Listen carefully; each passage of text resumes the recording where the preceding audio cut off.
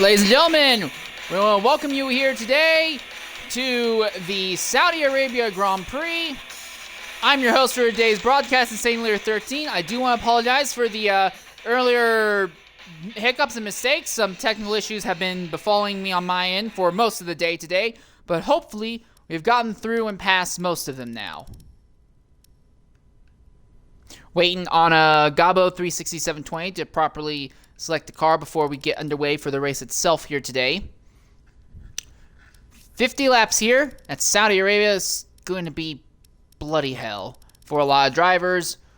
And the question is, how many people are actually going to finish this race? Some people are not anticipating a lot of finishers, but at the same time, earlier today in the season finale race of the Dev League here, out of a 20-car field, 17 of them finished.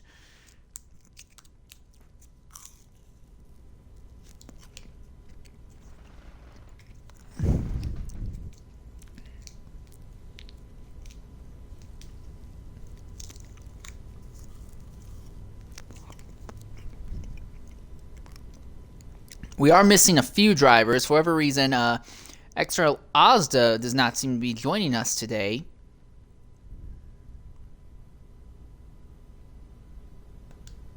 But most of our regular field is here for today's event.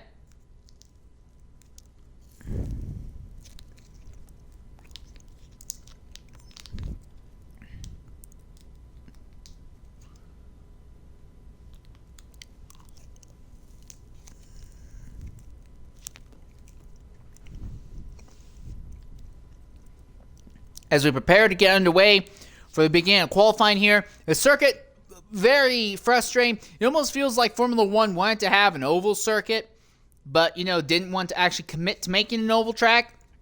So they made this abomination of a semi-street circuit. But one thing you can be looking forward to in today's race, there are only 4 braking zones, and only 2 of them are really hard braking zones here. You're going to spend a lot of time in the aerodynamic wake of another car. That's going to help in some ways because you're going to have a great ability to suck right into the draft of someone else, not really let them get too far ahead. The counterpoint, though, is that you can't really extend the life of the tires that much here because you're very closely walled on most of the corners here. It's going to be a scenario where you're kind of stuck running in someone else's aerodynamic wake throughout an entire lap here. There's not a lot of chances to get offline and save your tires at the circuit. So 17 drivers looking to be taking the field in today's realistic race.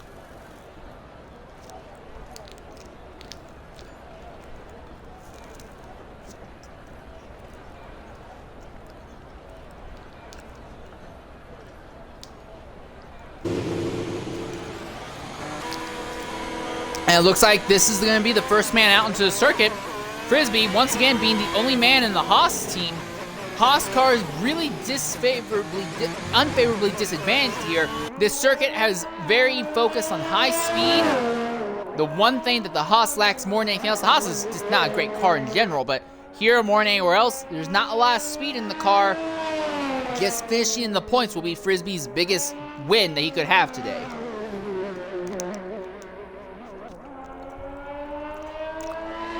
I mean, I say that, but he also was the first to cross the line at Montreal, which is also a speed-focused circuit, so maybe he can get around that.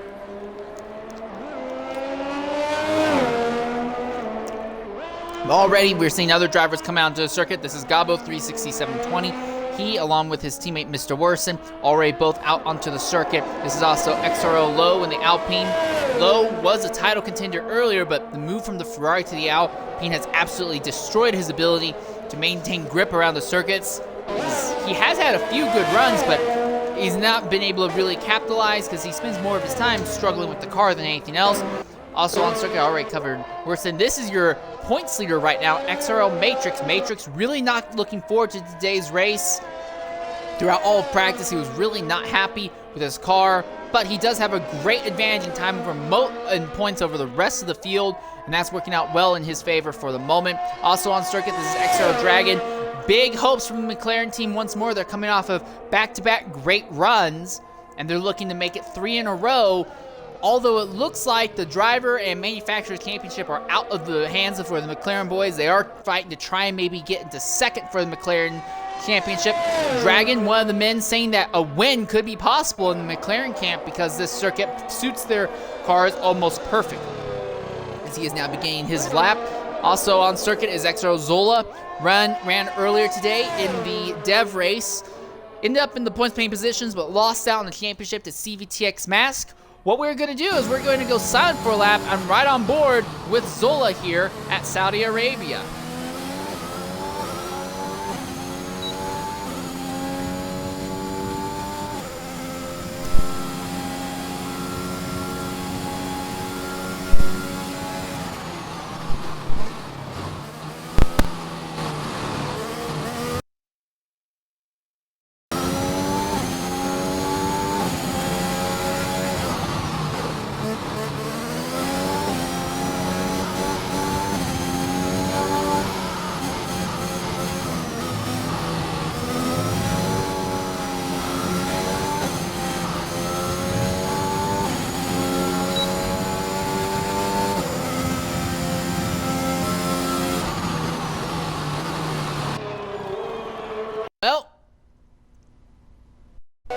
Well, so much for that. That kind of fell apart early on, and Zola ended up invalidating his lap relatively early. Frizzy at the top with a 130.633 right now. Hey, Waddington, he's in the middle of a lap. This is Kinsey Retro. He's in the middle of an out lap right now. Dragon now up on the sheets with a 31.383. He'll be joined by A. Waddington with a 31.407. And then after him will come XRL Low with a 130.804. He'll be followed by the Alfa Romeo with Gabo 36720 with a 130.053. Outstanding job in the Aston Martin camp. This man here, Kinsey Retro, we're going to ride on board for a lap with him instead, I guess, for a full lap on board here around Saudi Arabia. Actually, a little bit more than a full lap by the looks of it. As real quickly, you can see Zola across the line to get another lap going. He'll be followed right afterwards by Matrix. Matrix sets a 130.585, so not the worst time possible, but now we'll go ahead, right on board with Matrix here.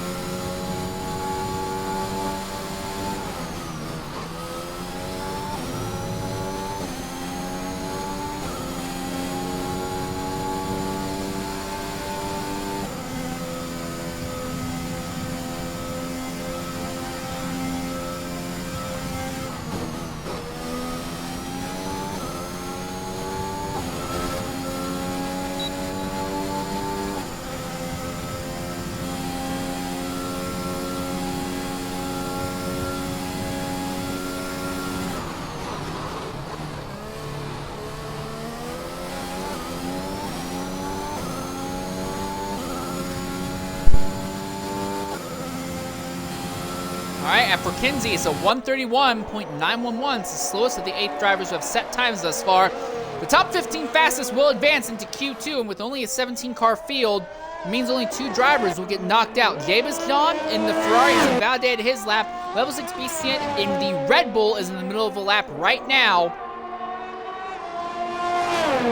There's also farther down on the circuit, you can see Mr. Worsen. He has invalidated his current lap though and will be trying to go for another shot. Ryan Hurricane is beginning his flying lap, and XRL Torpedo is on the back half of the circuit right now. He's preparing to get a lap going shortly here. Right now, I'm more interested in level 6 BC and what he can do in that Red Bull circuit. It's not super favorable to the Red Bulls. While the Red Bulls are very competent around most of the track, they aren't very fast in a straight line.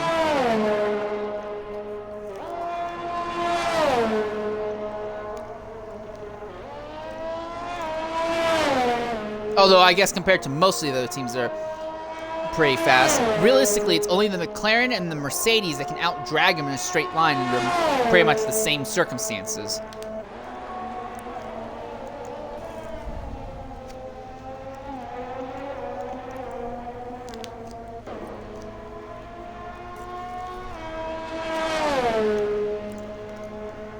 And Beastian gets a 131.352. Now you can see Kinsey coming out of that final corner, but he's invalidated this lap, and he's going to be coming into the pits to put new tires on. So focus now goes to the Ferraris, Davis Don and Torpedo.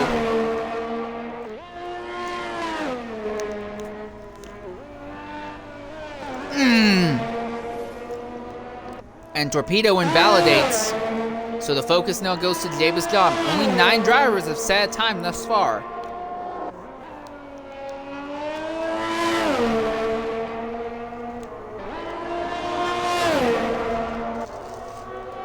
Also on circuit, Flavor and Mr. Worst have finally come out onto the track. They're preparing to do laps.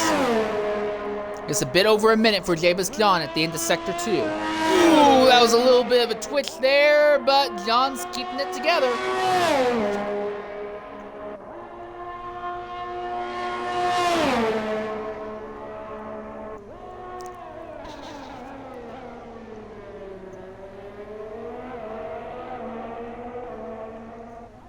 Out of the final corner, the DRS is open, and at the line, Davis Don will set a lap time 1:30.563. That's the second fastest thus far on the circuit. Flavor is now beginning his lap. Torpedo, as we said, he's already invalidated his. Jigsaw is on circuit, ready to get a lap going, as is XRL Pelly. Beastia now improves up to second with a 1:30.163. This could potentially be a great day for qualifying in the Red Bull camp.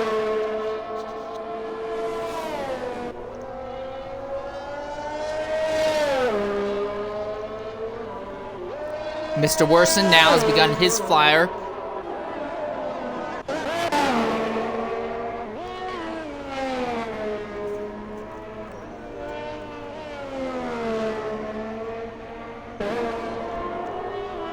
That bit there, those set corners, has been the section of the circuit where we've seen most drivers invalidate their laps at.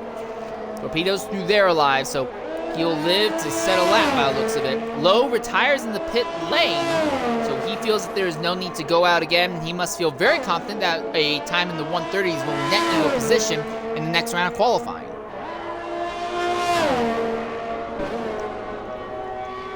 And I don't blame him. With only 18 drivers here, 3 of them will not advance. As Ozda has joined, but he's joining in the Haas machine, interestingly enough.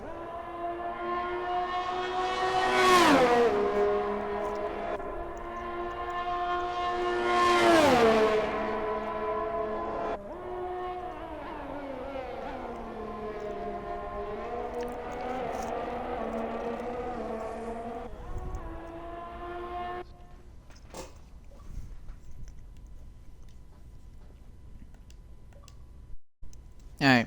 Really, Ozda? A Haas? I didn't expect you to end up in a Haas, I'm just saying.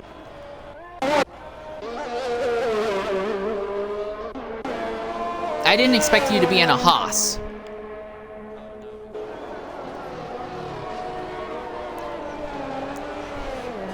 Oh. Alright, fair enough. Well, here's hoping you can make it work, because that's probably the worst car you can be in today.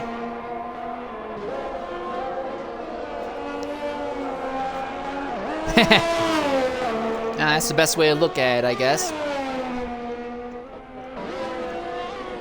Alright, anyways, we turn our focus back to the circuit.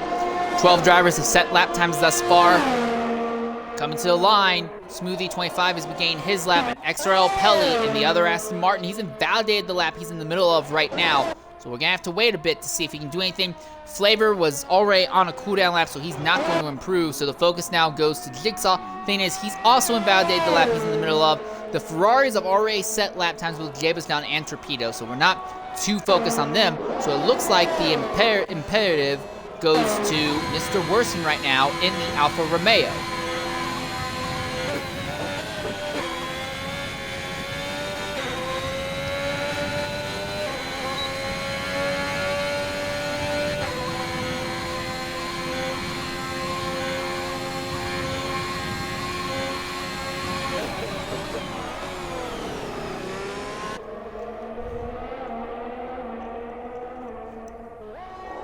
All right, and coming to the line is Mr. Worsen. DRS, ERS fully being used, and he will set time 131.852. That's good enough for 12th at the moment. So right now, it's looking like it will be Flavor, Worsen, and Kinsey that might be in the drop zone. Pelly, 1 minute, 0.1 second at the end of Sector 2. He's trying to make something happen. Right now, Matrix and Low both retired in the pits. It seems like 130s will get you into the next round qualifying guaranteed, but outside of that, it's a bit iffy. Final corner. Here comes Pelly to the line. Smoothie will jump up to 7th with a 30.765. Pelly will jump up to a 3rd with a 130.396. Jigsaw comes out of the final corner. He'll be the 16th driver to set a lap, and this will likely squeeze Kinsey out of the top 15. 130.645 is good enough for 7th.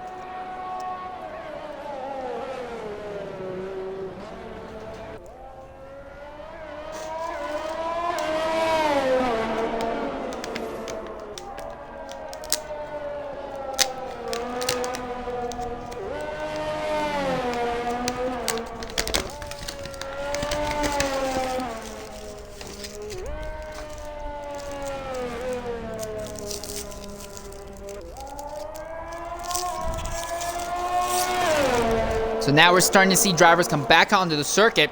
The Haas team has sent both of their men out on track at the same time, pretty much. Frisbee's just a little bit behind Ozda. So when Ozda does a cooldown lap, Frisbee might be able to utilize that to get a bit of a tow down the straight. But Ozda in the middle of his lap right now. Ryan Hurricane has just started his own lap as well. Again, Ozda normally in the Alfa Romeo camp. Due to showing up late, though, his seat basically got given to a different reserve, so he ended up reserving for the Haas team. Ooh, just taps the wall just by the slightest amount. He's still on it, though.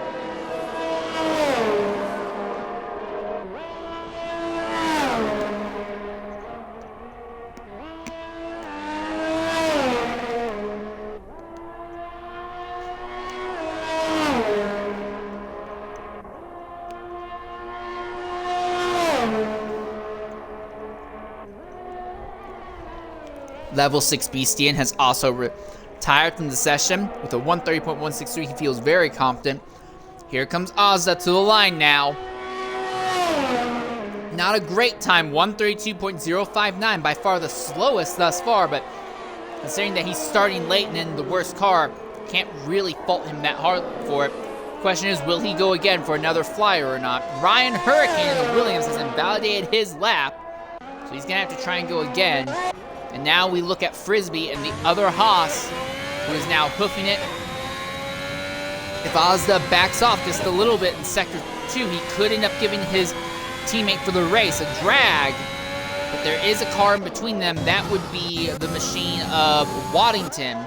Waddington right now down on time compared to his prior lap. Now we see Ozda pull aside to let the Williams go through, as Waddington is still hoofing it right now on the circuit.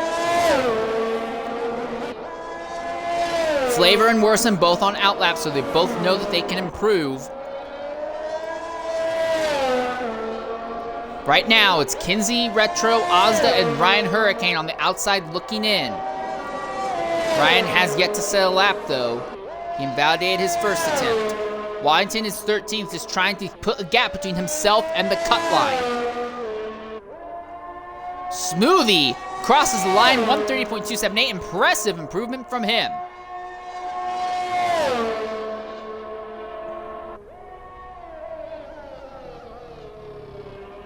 Some shenanigans going on in the McLaren camp. Zola ahead of Dragon on circuit right now, so there could be a bit of a draft shenanigan going on. Kinsey has invalidated the lap he's in the middle of right now, but as long as he doesn't make any mistakes, he will make it to the line in time. Frisbee up to 130.252. The draft off his teammate helps significantly by the looks of it. Here comes Mr. Worsen to the line. He'll get one last shot at a faster lap. He is on the bubble right now. Kinsey coming in the line. Ozda retires in the pits. He knows he can't go faster. Here comes Ryan Hurricane. He'll finally get a lap in. Near the end of the session, it'll have just enough time to go faster if need be. At the line in the Williams, it will be a time 130.504. Great time for him. Flavor is now in the bubble. Worsen and Kinsey trying to get in. Zola up to 10th with a 130.715 now. Frisbee pulls over. Kinsey ignores it. He's going to keep pushing here. Cannot afford to invalidate this part of the circuit. He keeps it clean and legal. Farther up, Mr. Worson, he's also on him. The clock is up on the track. Flavor also in the middle of a lap right now, already trying to respond to Worson and Kinsey. Worson at the end of Sector 2. Is he up on time? Yes, by nearly a full second.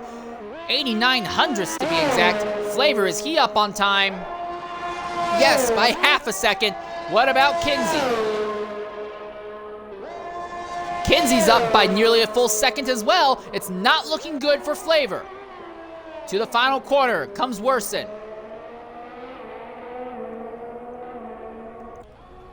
Laying it on in the Alfa Romeo camp. His teammates at the top. Worson will jump up to 9th. Dragon is now in the bubble. Flavor is on the outside looking in. Can he improve? He does improve, but not. Yes, he does. Flavor is in. Dragon is out, and Kinsey's going to try and knock Flavor out again. Kinsey can't. Kinsey was not fast enough. Dragon is on a cooldown lap, and at the last moment, Dragon in the McLaren, who felt so strong with their ability to contend for the win here, will see only one of their cars make it into Q2. And great job on the Red Bull camp, getting both of their drivers in. And for Mercedes, a rough run at it, as they will not be able to start any higher than 16th. So the 3 drivers that will not advance will be Kinsey Retro, XRL Dragon, and XRL Ozda.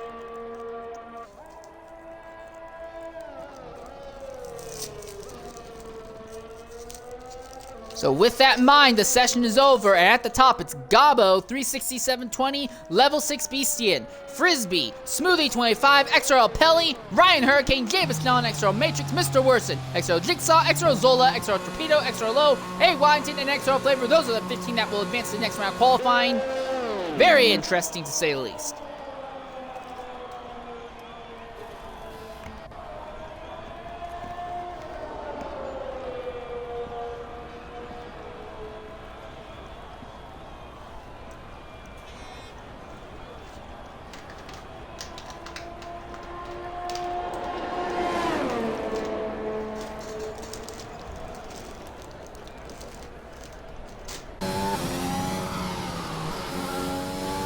There we are. Now the session comes to an end. Took a little longer than it normally would.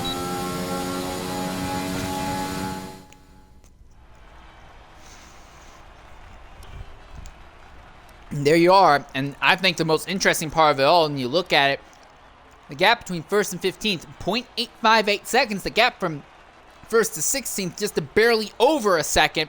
So there is a lot of chances for drivers near the top to go ahead, set time on mediums, and then not make it into the next round, the final round of qualifying, depending on how things go here.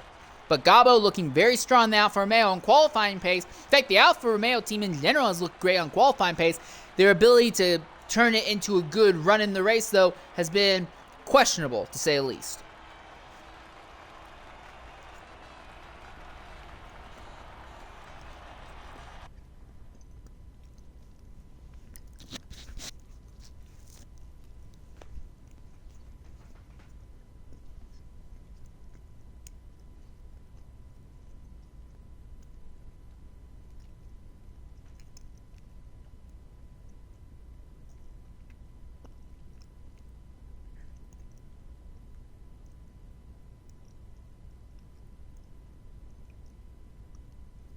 All right, coming onto the circuit for the second round of qualifying. This is the round that decides what tire compound the top 10 drivers in the race will be starting on.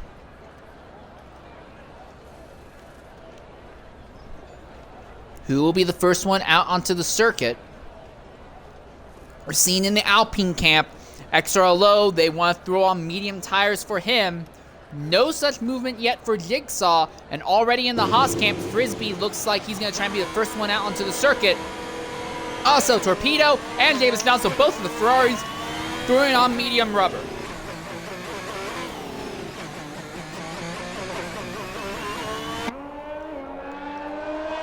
So Frisbee and Ryan Hurricane, by a large margin, will be the first ones out onto the track.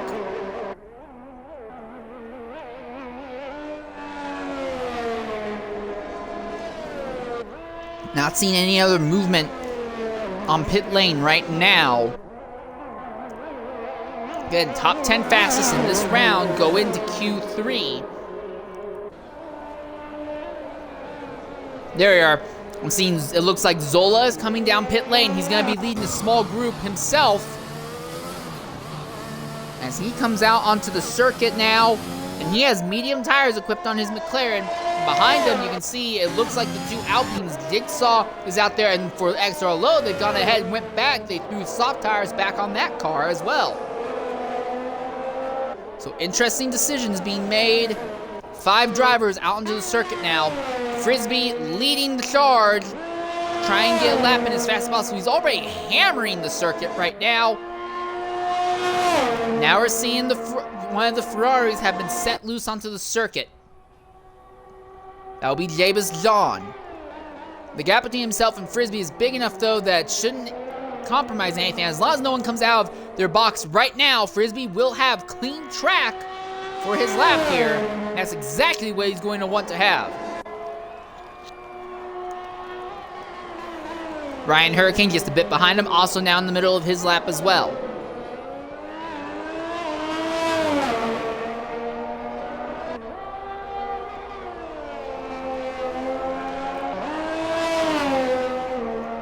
You need to be careful not to invalidate in this part of the circuit.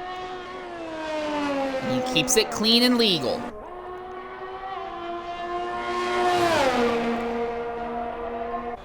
.542 at the end of Sector 1.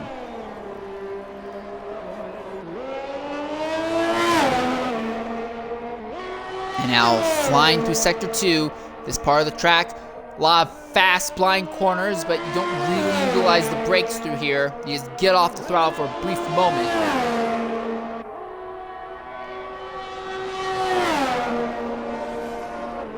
Fuel light flashing, so they're not filled up for multiple laps for Frisbee. Coming to the line, though. Pops open the first of the 2 DRS zones in the final sector.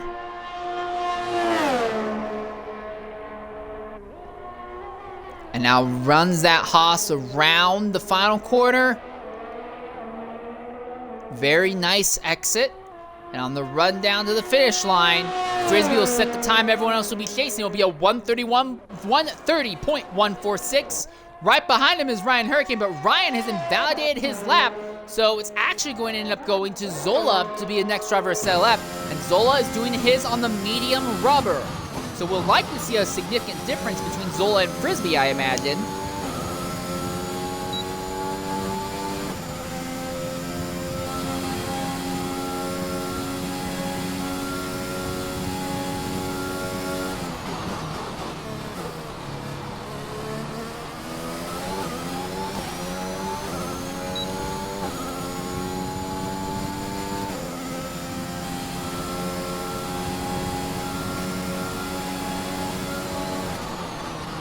So Zola, 132.192. I imagine he can go faster, but by how much? Low splits the gap, 130.818, and Jigsaw to the top, 130.104. The Alpines seem to be relatively well comfortable right now in the early parts of second round qualifying. Here comes Jabez John's line. Wow, Zola way off circuit there. But he'll keep it legal somehow and invalidates in the very next corner. John, 133.626, so a horrible lap by him. Flavor is in the middle of a lap right now, as is Ryan Hurricane in the middle of another attempt. 1 minute, 0.3 seconds at the end of Sector 2. Clean circuit around for him. What's it going to be for the Williams?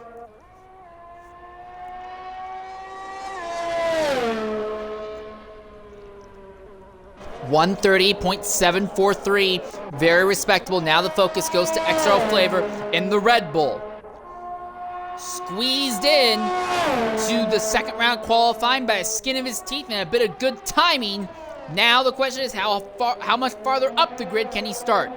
Out of the final corner, DRS pops open. He's laying hard on the ERS, and across the line it will be 130.968. That's the 5th fastest time thus far, faster than Zola and John, who are on the medium rubber. Torpedo is in the middle of an outlap right now, as is Gabo. as is Pelly and Beastian.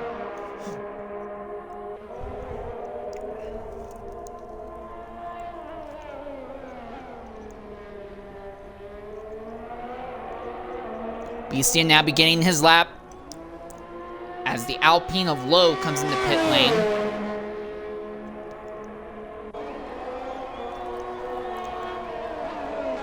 Ferrari is beginning to walk off with the Manufacturers' Championship fight, but neither of the Ferrari drivers have been quite powerful or consistent enough to capitalize on the lack of showcase that Matrix has had over the last few weeks.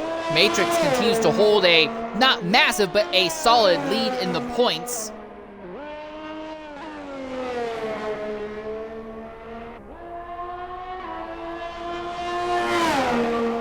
.448 for Torpedo at the end of Sector 1 now.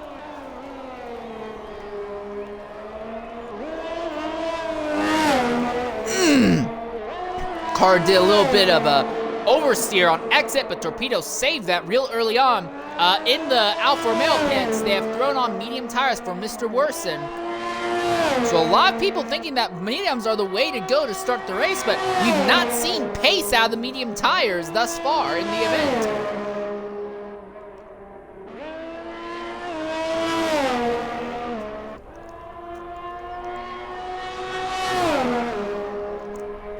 Level 6 Beastian a little bit farther up the circuit. He had one of the top 3 fastest times in the last session. What can he do here? He invalidated, so it won't count. So Torpedo will be the 8th driver to set a time in the session. 131.682. The medium tires just do not seem to have the capability to keep pace with the softs at the moment.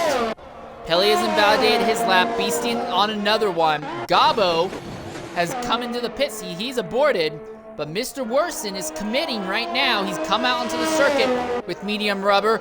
Matrix is out on circuit on medium rubber as well.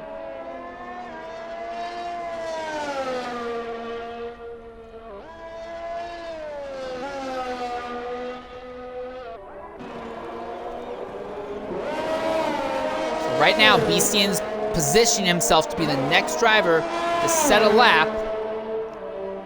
He's running through Sector 2, but just ahead of him on the circuit, Alpine with Renault engines. Renault, that was the engine that was powering the Red Bull camp a few seasons ago. But after the end of the 2018 season, that deal broke away and Renault has only been powering their own factory car, although word is, official pretty much, that if Andretti comes into Formula 1 with a brand new team instead of buying out Haas, then Andretti will be getting engine supplies from the Alpine camp. So, as someone who likes the Alpine engine and wants to see more drivers running with it, I'm glad to see it. I honestly think the Alpine is probably one of, if not the best engine on the grid for pure speed right now. Or at least it was in the prior regs. Now that things have changed a bit, I don't know. Alpine, I know, have been running almost the same engine with slight modifications, almost the same chassis with only slight modifications since about 2019. But, you know, all that waiting may mean nothing, though, if they can't capitalize on the new regs. And they've really been downplaying their expectations for this race.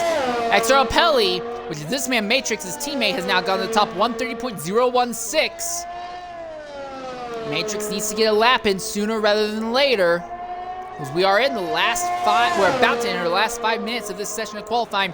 9 of the 15 drivers have set time, and no one on the medium tires seem to be able to make anything of it yet. Gabo is invalidated. Worsen in the middle of his lap, though. But it's not a lap that he's really been pushing on, I imagine. Well, I say that, but he might still be able to make something of it.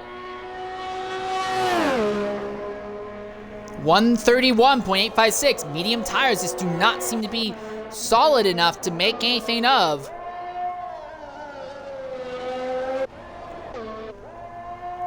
Matrix trying to make something happen still. He is one of the drivers on the medium tires. You could pit now and you would have enough time to get back out there on softs.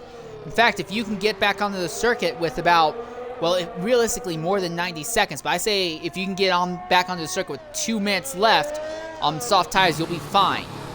Matrix aborts. He knows that the medium tires do not have the pace necessary. In the Red Bull camp, level 6 BC has gone out with softs. Waddington, also in the Williams, has softs. He's hit the wall, knocked off part of the front wing, and he's knocked out even more.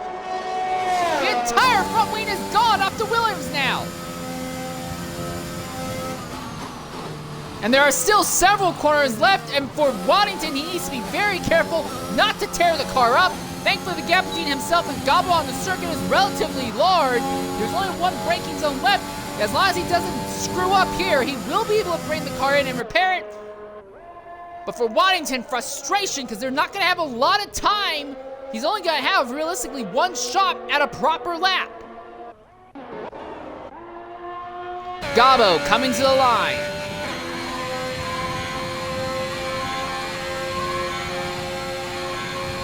And for them, they have taken off the mediums and thrown on soft tires.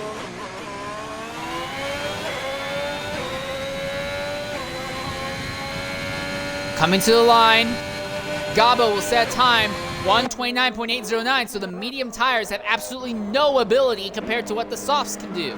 Now in the Aston Martin camp, Matrix is coming back out onto the circuit. He has soft tires equipped.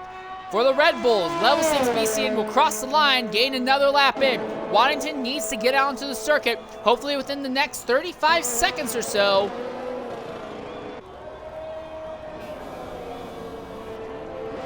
Ferrari and Haas now coming back onto the circuit, so Frisbee trying to improve. Again, right now, Torpedo is the driver on the bubble. He is coming out on track now, and they have thrown soft tires on that car. Gabus Dawn also already on circuit.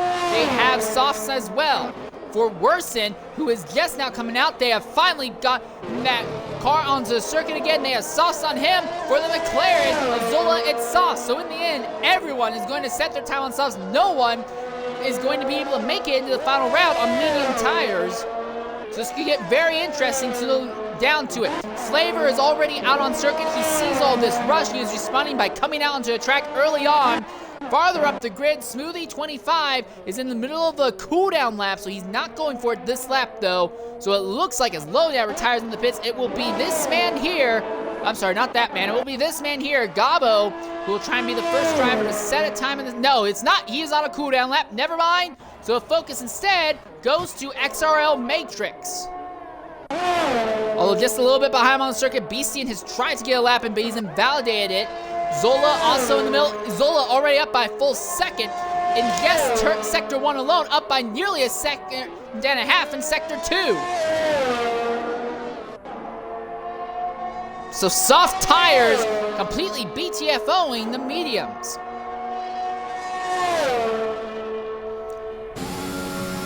Twelfth on the timesheets right now, but an improvement by a second and a half would get Zola up into about the 8th or 9th position. I'm sorry, I take that back.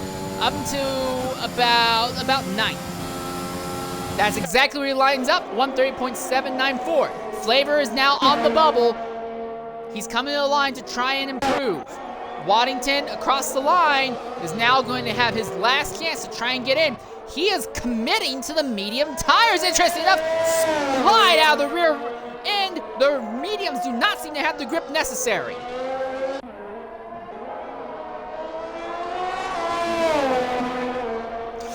Beastian really hoofing it around the circuit right now, as is Matrix. Matrix sub 1 minute at the end of Sector 2. This could be a great one for Matrix. And time is up in the session. The lap that everyone is in the middle of will be it. Ryan Hurricane had come back out onto the circuit to try and go faster, but he will not make it to the line in time to get another lap in. Everyone who is not already retired is already on the circuit, trying to improve on their laps in some way or another.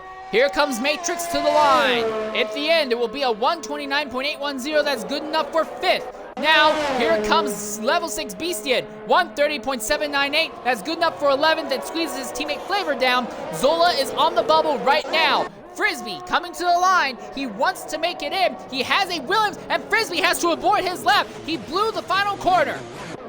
So for Waddington, what does it mean for him? Does he make it in now?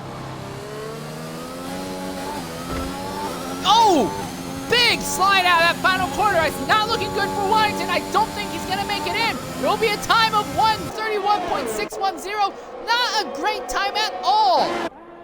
Here comes Mr. Worsen. The change from mediums to softs have worked out for him well enough, but he's only up at 2:11, 1:30.567, and now for the Ferraris.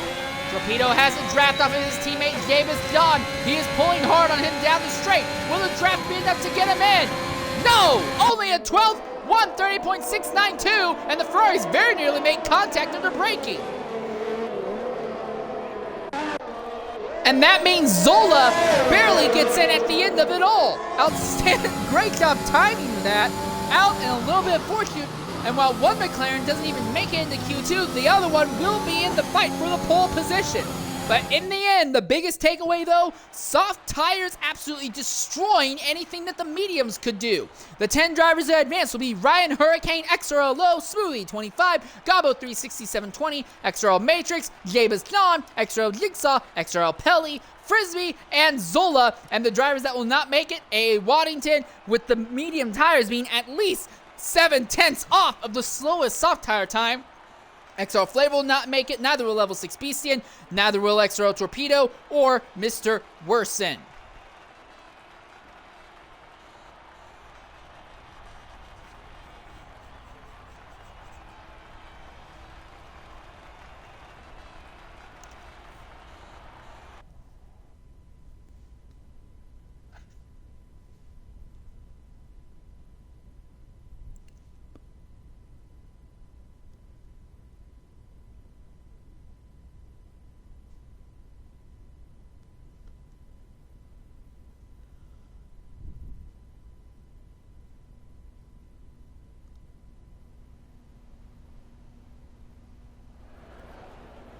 All right, now I prepare to get underway for the pole shootout here.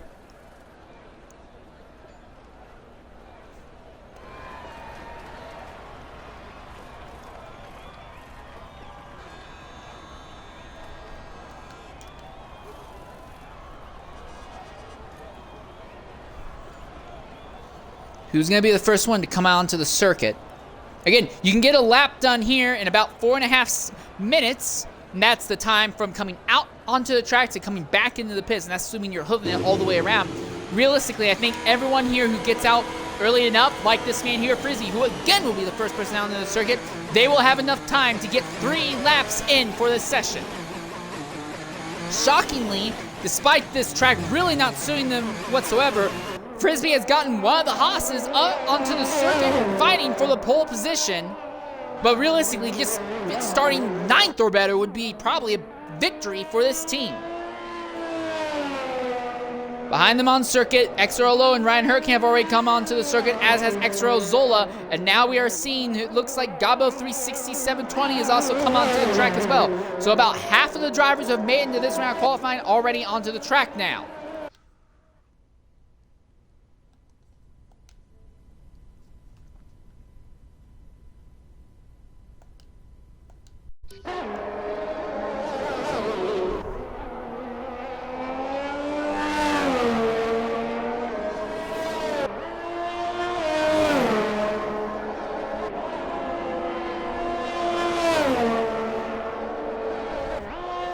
Now nearly everyone is on track. It looks like at the moment the only drivers not on track is XRL Matrix and Smoothie 25.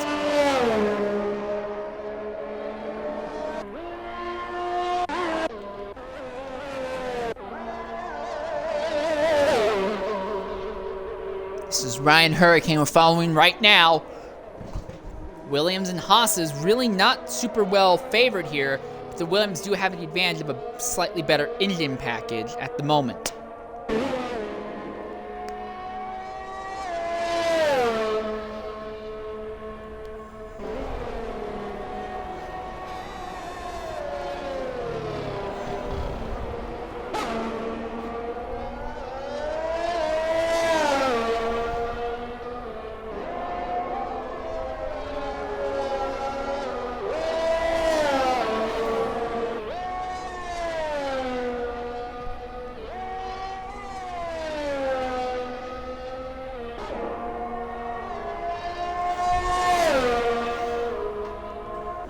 So everyone except for XRL Matrix out on the track right now. As we're watching Ryan Hurricane in the middle of his lap attempt. Very near to the wall there. One thing to consider though, Smoothie25 waited a long time to get out into the circuit. If he feels that he has to back out this lap for any reason, there's a risk that will upset Frisbee's attempt here. And Frisbee's low on fuel, so if there's some reason he has to pull out or back out whatsoever, he's gonna have to come right into the pits. Now the good news is there's enough time he could do that, and he'll still have 2 more shots, if not more if he really wanted to go multiple laps in a row. But it's not something he wants to have to worry about. But it looks like the gap between himself and Smoothie will not contract by any significant margin, so Frisbee will come out of the final corner and will set the first lap of Q3, the time that everyone will be chasing. He's done this every single session thus far. It's a 1:30.323. Right after he crosses the line, it's Ryan Hurricane who beats it with a 1:29.941. So we are now officially breaking the 1:30 barriers, all ready for the pole shootout. Here comes Zola to the line. One McLaren didn't even start top 15. The other McLaren fighting for pole position, but it's only a 30.764. Here comes Gabo to the line. He is invalidated. He's coming right into the pits. Lowe comes out of the final corner. He is also invalidated. Is he gonna come into the pits? No, he's going for another lap. He thinks that the tires are good enough and he has enough fuel to go again. So then the focus goes to Javis John in the Ferrari camp out of the final corner. And something has gone wrong, because although the lap was legal, he is aborting his attempt. Strange decision. So now it goes to Pelly. He'll try and be the 4th driver to set a time in the session. It will be a 1:29.537. That's good enough for the top for the moment. Now we look at XRL Jigsaw, formerly known as Fiend. He'll set time 1:30.604. So half of the field have now set times. Here comes Smoothie to the line now. Clean track ahead, clean track behind for the AlphaTauri driver, diving into the final corner now. It's not quite a hairpin, but it's about as tight as one. The DRS slams shut to give him maximum grip going through there, and then it pops back open on the following straight. To the line, he's laying on the ERS, he'll run out of it just before the line. It's a 1:30.114, that's good enough for 3rd at the moment. Frisbee has invalidated this lap, he'll be coming into the pits regardless though, I imagine. And the next driver to take note of is going to be Zola is on a cooldown, so it's going to be XRL Low, who has invalidated this lap as well.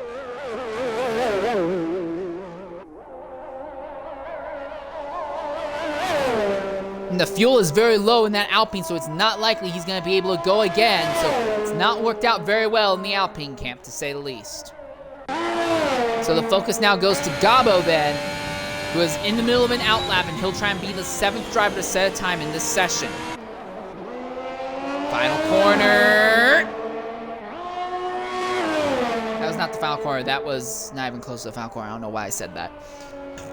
Javis down, XRL Matrix, XRL Low, all in pit lane right now. XRL Pelly coming out of the final corner. He'll be coming into the pit lane, and we're anticipating that the same out of XRL Jigsaw, as he is way down on time and didn't have a whole lot of extra fuel either. So Gabo will have the entire track to himself, with the exception of Smoothie25, who we are also anticipating will be on a cooldown lap here.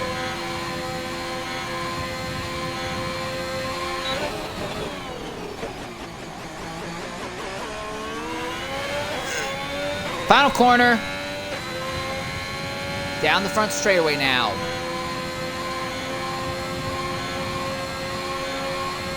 And now beginning his lap. Movement in pit lane. The McLaren of XRL Zola already on the way back out into the circuit.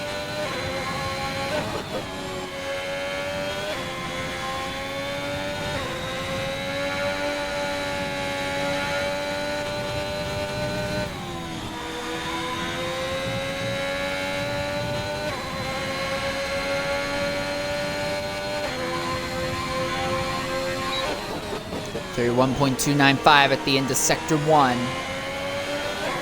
Coming down to Sector 2 already. Fuel is very low in this car. It's going to be super light, super agile, but he's not going to have another shot until the very end of this session. And that's assuming that he's not so low on fuel that he comes nearly to a stop trying to come back to the pits. 59.483, that's a great time at the end of Sector 2. He should be good. Shouldn't have to worry about invalidating laps. There's just one more corner left for him.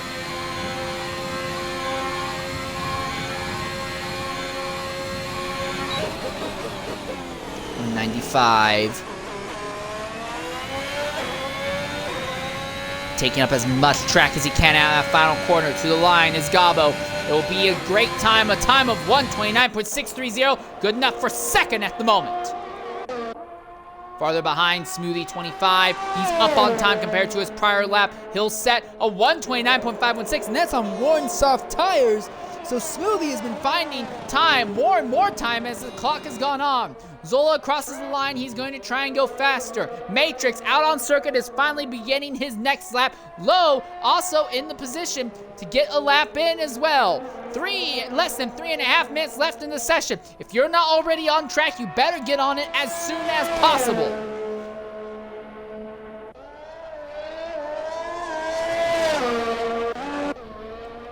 Zola, is he up on time at all at the end of Sector 1? He needs to keep it clean through these corners. It's not looking good. There's something wrong in the McLaren camp.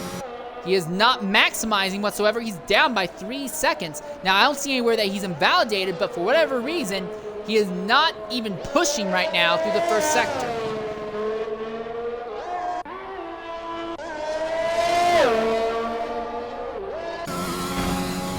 Matrix, on the other hand, is pushing. Your current points leader for the realistic championship. Oh, very close to the outside wall there, but he's staying in it. Will overtake Zola on circuit without issue. 59.764 at the end of Sector 2. This could be a very respectable lap by him. His teammate Pelly is second fastest right now at 1:29.537. So we know that the Aston Martin camp has some speed in it. Down to the final corner. There are slow cars on track ahead, but they will not interfere with Matrix's lap. To the line.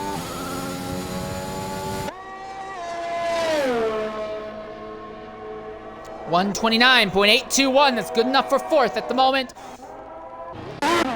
Here comes Low. He'll finally cross the line to the top. 1:29.380. His teammate Jigsaw is on an outlap right now. He wants to improve up as well. Also of note is XRL Pelly, who's in the middle of an outlap. Ryan Hurricane had a purple Sector 2 there. Smoothie 25 retires in the pits with that 29.5. He knows he can't go any faster than that, it would appear. We're in the last minute and a half. If you're not already on circuit trying to get to the line, you're not going to get a chance. For Gabo, he's not going to get another shot at this. Neither will Smoothie. To the line comes Ryan Hurricane. 29.430 is good enough for second in the Williams. Here comes Gabus down. He'll be the last driver to put his first lap time down. 1:29.885. Can they go faster? Frisbee coming to the line. It's taken him 3 attempts. This will be his third and final attempt. What can he do with that Haas? Right now, he's 8th. That would be incredible considering how unfavorable this circuit is to the Haas machines. To the line. Matrix has invalidated his lap. This will not be an improvement for him, but he might be able to make it to the line fast enough to get one more lap in if he so chooses. The thing is, the fuel light's flashing. I don't know if there's really any advantage. No, he's pulling out. He's not going to try and go faster. Zola, on the other hand, is going to go faster. Coming to the line, but will it be enough to improve? Yes, he improves on his time, but he's still only 9th. Jigsaw has a draft off of his teammate Low going down the straight. He's flying down it, right behind his teammate under the braking zone. Low pulls out of the way so that way Jigsaw can navigate the final corner without issue. Can they make it an Alpine 1-2? In the clock, time's up, over, wow! It's not gonna be a 1-2. Jigsaw, he did improve, but only by 59 thousandths. He's still 10th. Pelly to the top, 1:29.087 in the Aston Martin camp. And here comes Ryan Hurricane. He's invalidated his lap. That's no good for him. James John, though, is maybe in the position to squeeze up. He hits the outside wall out of the final corner. It's going to hurt his momentum. And he aborts into the pit lane. Frisbee in the middle of his final lap. It's him and Zola. They're the last ones going for it here. Frisbee coming to the line. Can he get any higher than 8? The answer at the line, no. Although he did improve on time, he's not close enough to the drivers ahead to do anything. Zulaz and Valadan, for all intents and purposes, the session is over. As an Aston Martin on the pole, but it's not the Aston we're used to seeing on the front. It's XRL Pelly who will be leading the field to the green flag today.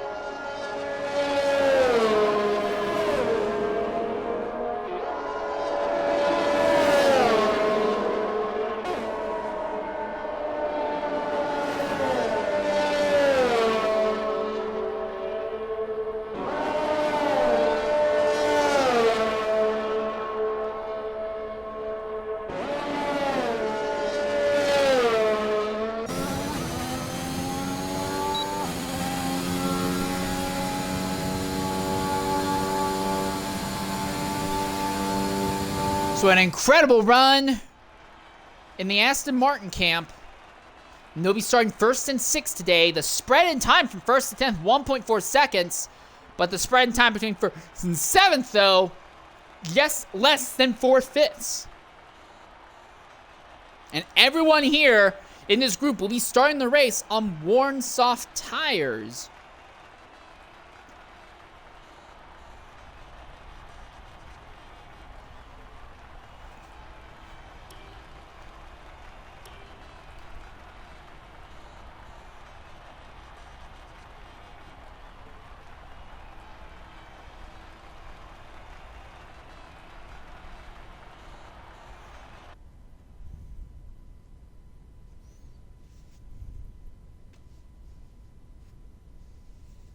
Now it's a 5-minute wait until we get into the race itself. So we're anticipating to go at about 3 minutes after the hour. Real quickly, we do want to look at the standings as they are right now. When it comes to the Manufacturers' Championship, from the bottom to the top, Mercedes is 10th with only 49 points thus far. Red Bull is 9th with 87. Alpine is 8th with 98 points. Haas is 7th with 105. 6th is Alfa Romeo with 114. 5th is McLaren with 125, as they have been making some great strides in the last few races. 4th is Williams with 149 points. 3rd is Aston Martin with 200. 2nd is AlphaTauri with 211. Leading the Manufacturers' Championship by 70 points, though, is Scuderia Ferrari with 281 points. In the Drivers' Championship, though, things are a little bit different. 19th is Dave Ewart with 3 points. 18th is XRL Ultimate with 4. 17th, XRL Edgar has 6. 16th is XRL 19. He has 13 points. 15th is XRL Young. He has 26. 14th, XRL Jigsaw has 28 points. 13th is El Frisbee with 38. He's just one out from Level 6 Beastian, who is 12th with 39 points. 11th is XRL Flavor with 48 points. 10th is Mr. Worsen, 53 points, and he's in a direct tie with Gabo 36720, his teammate, as they both have 53 points up for 9th in the Drivers' Championship. 8th is XRL Low. He has 75 points. 7th is XRL Zola with 77 points. 777s for Zola, but that will likely change by the time this race is over. 6th is XRL Raptor. He has 89 points. 5th is Ryan Hurricane with 111. 4th is Smoothie 25. He has missed a bunch of races, but he's finally back. Although he has slipped to 4th in the championship, though, with 114 points. 3rd is Javis John. He has 125 points coming into this race. 2nd is XRL Trapillo. He has 144 points. 1st is XRL Matrix with 163 points, with a 19-point lead in Matrix's favor. He wants to walk out here and maintain as much of that lead as possible, because he has made it very clear he is not looking forward at all to running this race. I think that's one of the main reasons he's not really qualified that well. He did the minimum required number of laps in Session 1 and Session 2 of qualifying, and although he did go a little bit farther in the final round, he's really going more for a conservative approach, doesn't want to tear up the car if he can help it.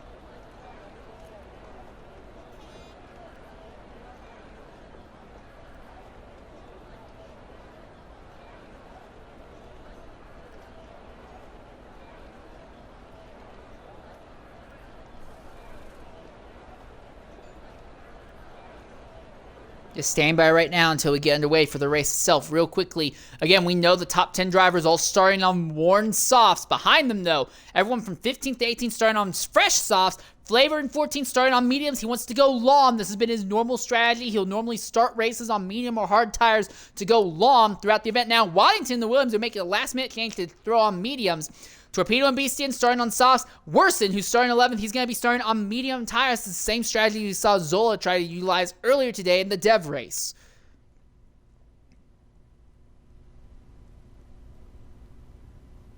Also, I do want to go ahead and give a big congratulations to Sasha Andre and XRL Azda as they have won in the Sebring 2-hour or Sebring 3-hour stint that they were partaking in. So I do want to say good job on their part.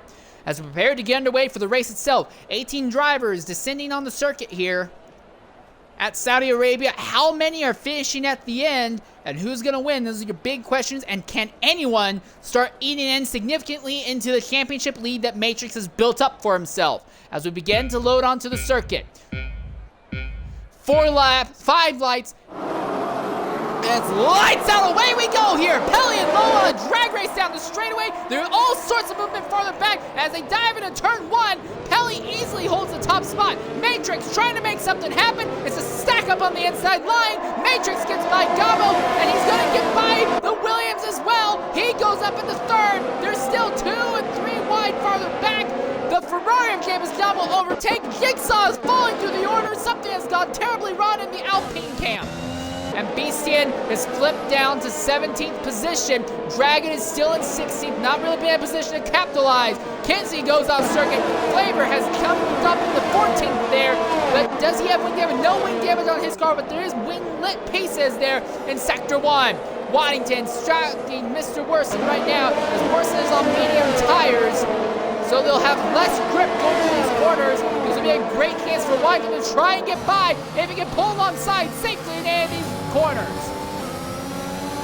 Azda has already moved up from the back up to 11th position, so a great initial start for Azda.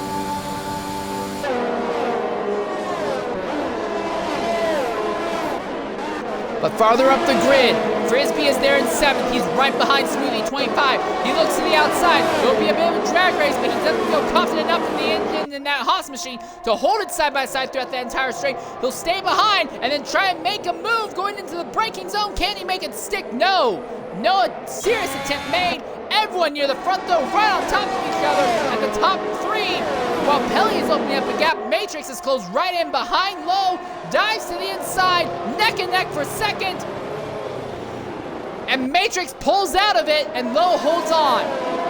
Gabo, though, gets by Smoothie. And now Frisbee wants to make use of it. He's trying to make hay around the inside of the final corner. Denies it to the AlphaTauri. The AlphaTauri has to run wide, and he backs out a bit. That will work out well for Frisbee. So here comes James Dunn with speed now on Smoothie. Ooh, Zola off circuit back there. But he'll save the car. Kinsey and Jigsaw both had to pit to repair damage. And Low in second already has time penalties. So it's not going as good for the Alpine team as it was looking like it could. Zola is the McLaren and a Ferrari sandwich right now. Twished by Zola. Here comes Torpedo with speed. Will they be side by side? No. Torpedo wants to back out just for a moment. He doesn't want to try anything that could put him at risk of damaging the car. At the moment, the race is still early on. But he does close in significantly and has to back out. Now Asa's got a chance to maybe make something hay against the Ferrari driver. He goes to the outside. There'll be a drag race for a 10th position going into the final corner. Torpedo has the inside line advantage, but Ozza's going to deny the exit to him, so both cars end up compromised out of final corner. That's good news for Zola. It lets Zola open up the gap against him a little bit more. Ozza now looking to what will be the inside of the Ferrari going into the final corner. Neck and neck, nothing the Ferrari can do. Ozza has brought that Haas from dead last up to 10th in the span of about 2 laps and a quarter. But farther up, Lowe has lost the position to Matrix, so it's now a 1-2 for the Aston Martin camp. Ooh, Lowe really closing in on Matrix though in Sector 1, trying to make something happen. DRS available in this straightaway here. Lowe, does he make the move on the Aston going into the corner? The answer, no. He'll stay in line behind him for the moment.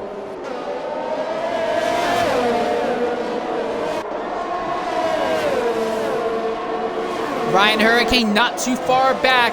He's ready to capitalize if something happens to these two, but realistically, he's not going to want to see anything happen to him because that runs the risk of debris or damaged cars being into the track right in front of them. But he is close enough to get DRS on the duo right now.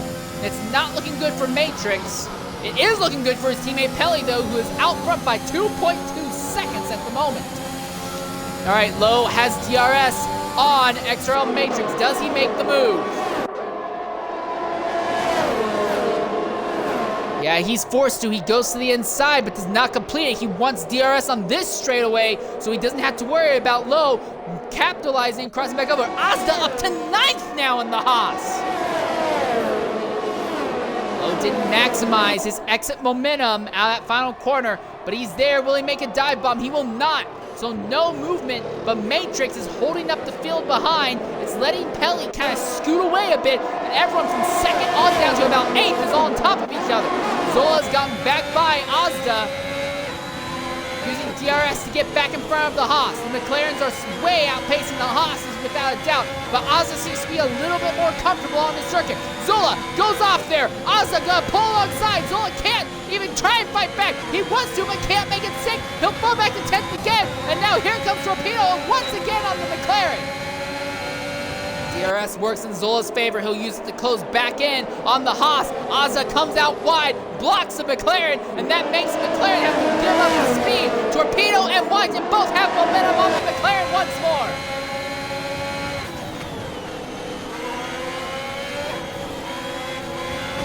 Oh, Zola into the wall!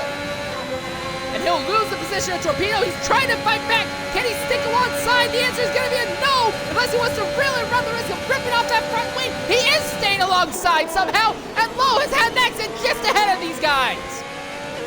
And that will be a full course safety car, and XRL Lowe has had an accident in the Alpine, and for him, the race is over prematurely. Way off circuit is XRL Lowe. For Jigsaw and Retro, this is great news, though. Hey, I rhymed.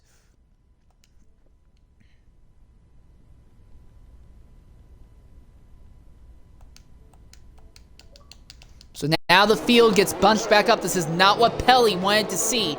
Gabo will take this chance to go ahead, pit, and they're going to repair front wing damage. So this will drop him out of the top positions, but he'll be throwing on medium rubber. So he has made at least the one minimum tire change that he'll need for the race. But considering how long this race is going to be, he'll likely have to change again to a different set of rubber. Dragon back there in 15th, also repairing front wing damage on his car as well. For Kinsey, though, this is great because he will be able to stay on the lead lap after being involved in incidents on lap 1.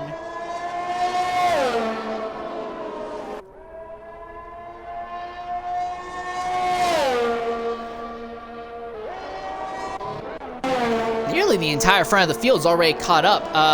Top 12 was already there, and now Beastian's already gathered up. Gabo's going to gather up pretty much by the time they exit this corner here. So yeah, this will be likely I think we're going to go green on lap 7 right now. The big wild card in all this is going to be Kinsey Retro, who is back there in 17th position. He is still a minute off from Dragon alone, and Dragon is about 22 seconds off the back of the field right now.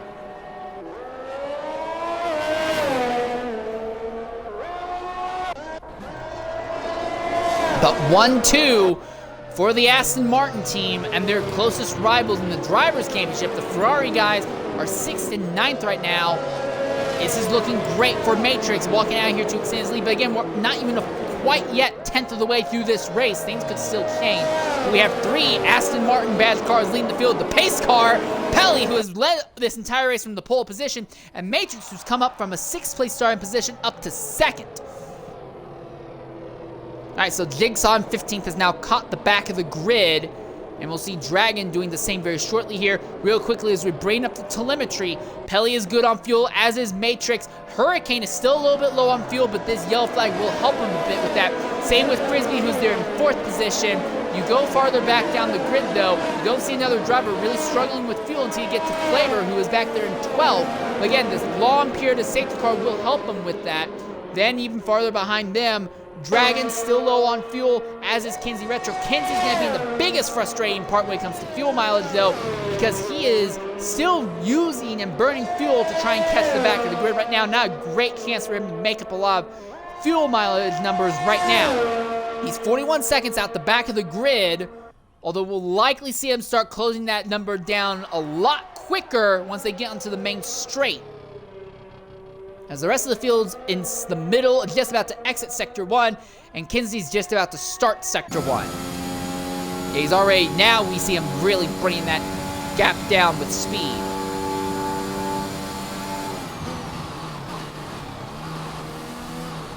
Yeah, Kinsey will catch the back of the grid here this lap, so we'll be going green on lap 7 of 50.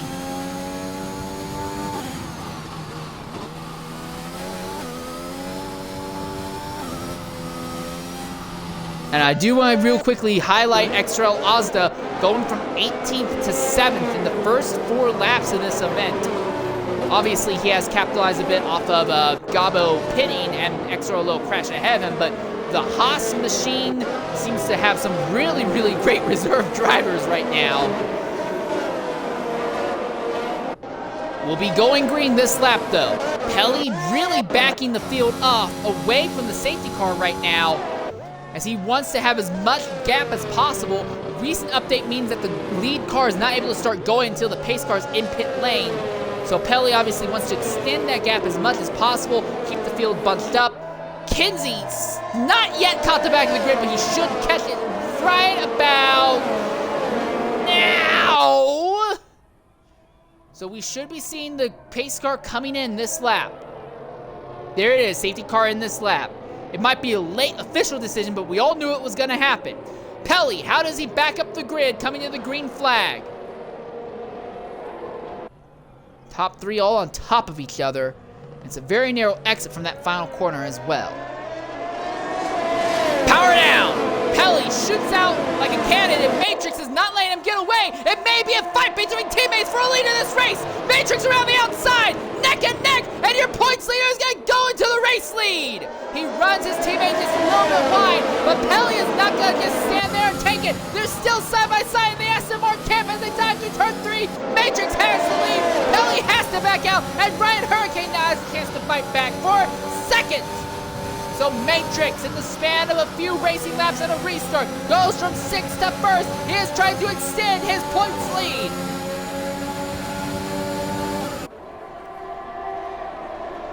Haas and Williams right on top of each other for 3rd, and they're both putting massive pressure on Pelly. Pelly has had nothing but clean air on that front wing most of the day. Now he has to deal with dirty air and a lot of pressure from behind. What's going to happen here? Frisbee hanging out there in 4th on a track that doesn't suit the Haas. The Haas is really performing well right now.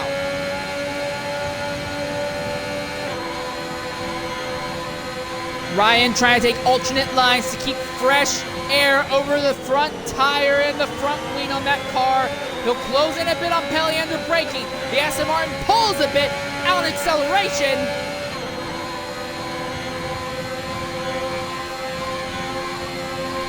Ryan Hurricane right there behind Pelly. As already Matrix is opening up the gap a bit on his teammate. The top 4, they're all within a second of each other. You could throw a blanket over them with how close it is. Farther back, Ozda's there behind Javis John. John's behind Smoothie. So the draft working well. Ooh, the Ferrari blows the first corner, and Ozda goes by up into 6th now. The Haas, in Ozda's case, seems to be doing a little bit of porpoising under braking, but it's not harming his speed by a significant amount. Waddington gets by Zola, and Zola's into the wall, hard, right in the middle of the field. And he's out of it, and that's a full course safety car. And XRL Zola crashes out after a little bit of contact frustration for Zola.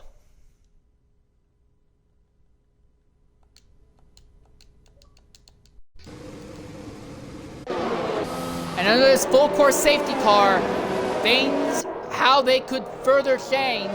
The good news is, though, the entire field is gathered up, so it shouldn't be a terribly long safety car period. But Zola, very fortunate they did not clatter right back into the racing line after that impact.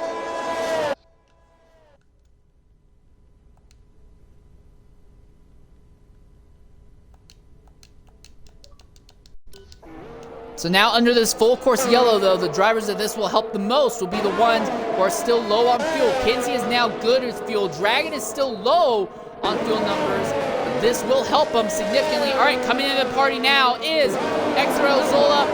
Zola, 1 second. Let me make sure my audio is included. All right, Zola, go ahead and include your audio. Big accident on the restart in Sector 1. What happened? I got forced wide. And I had to go off the off circuit to make room for him. Otherwise, we'd been on a connection with him. He went for a ridiculous move in the corner he shouldn't be trying to go for a move for. So it fucked me over really, basically, and I'm out of the race because of it. So thank you. I'm not going to say who it was, but they know exactly who it was, and they shouldn't have been going for a move there. I don't know why they decided to send it this early in that position. Well, if it means anything, at least part of the incident was caught under video, so I guess you could always check it out later on video review on the race. So yeah, it was all because of forced off track. That's what it was. And you can't go too wide there. And he just sent it on the inside. People going for a ridiculous move. We don't need to. That's what it is. All right. So I do want to go ahead and ask you this question, though.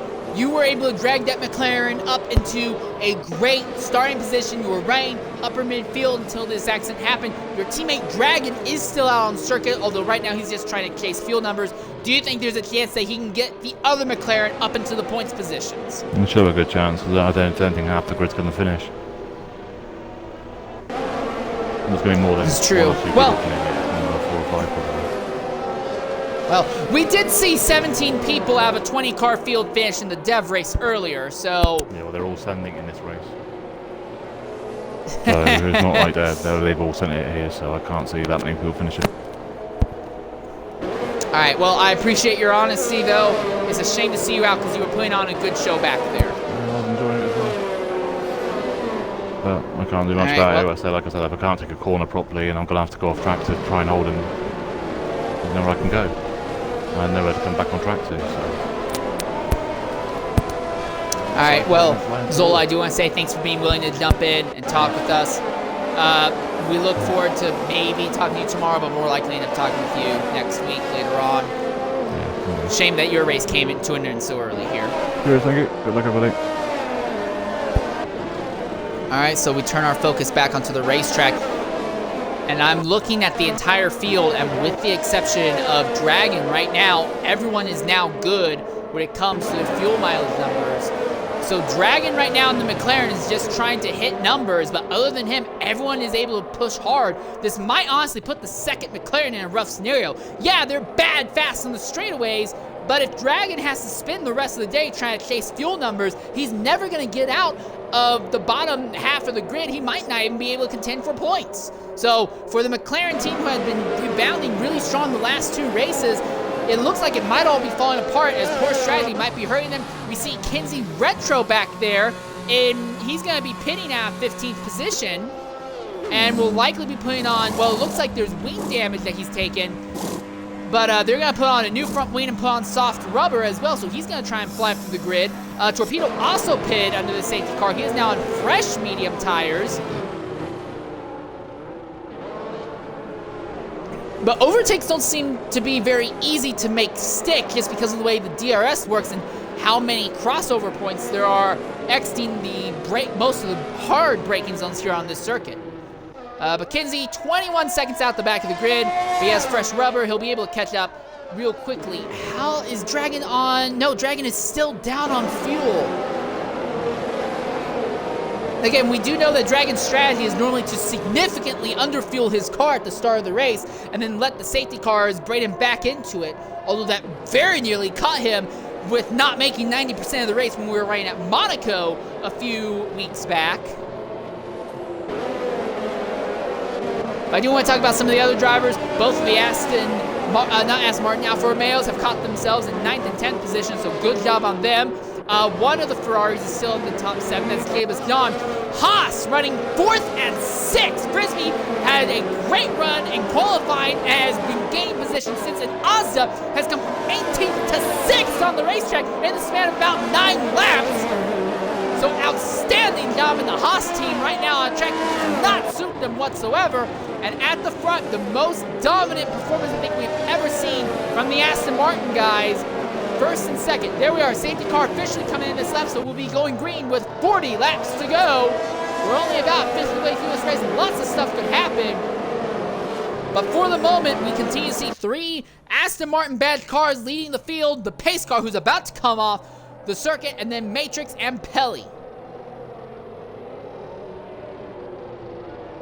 And shockingly enough, everyone is still on the lead lap, and no one has any time penalties yet in the event, although that will likely change before the race is over due to how Sector 1 works out. Green flag is underway. Pelly behind Matrix. He makes a dive. He's going to want the inside line going into turn 1. Side by side between teammates. Matrix is going to hold on to it. Pelly is kicked out wide. Here comes Ryan Hurricane for a move now. Can't make it stick. Pelly has another run on Matrix, but is not close enough to do anything with it. Ryan faster than Pelly in the next few corners, but can't get alongside. Gabo gets a time penalty back there in 9th position.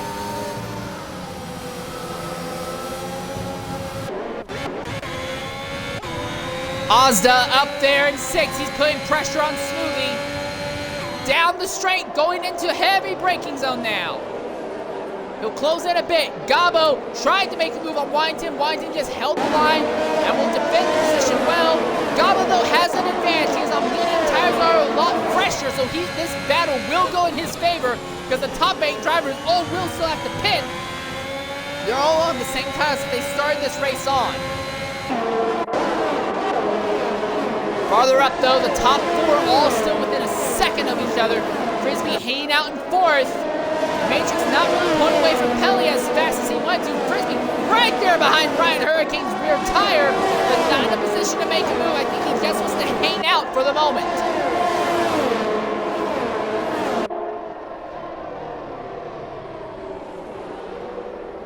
Jigsaw gets by Mr. Worsen for the 10th position.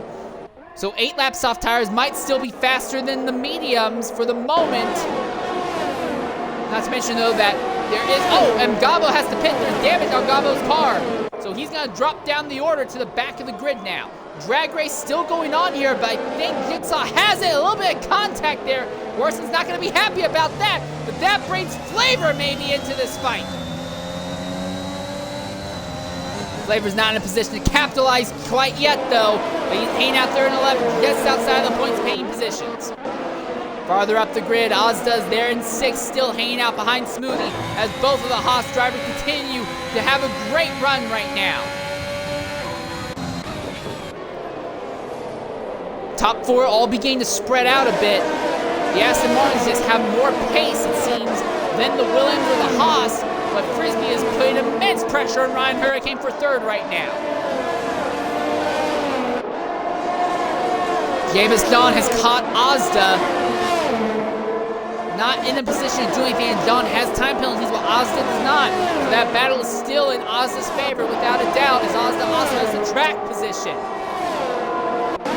DRS will be kicking in on the following lap. As Frisbee continues to hang out behind Ryan Hurricane.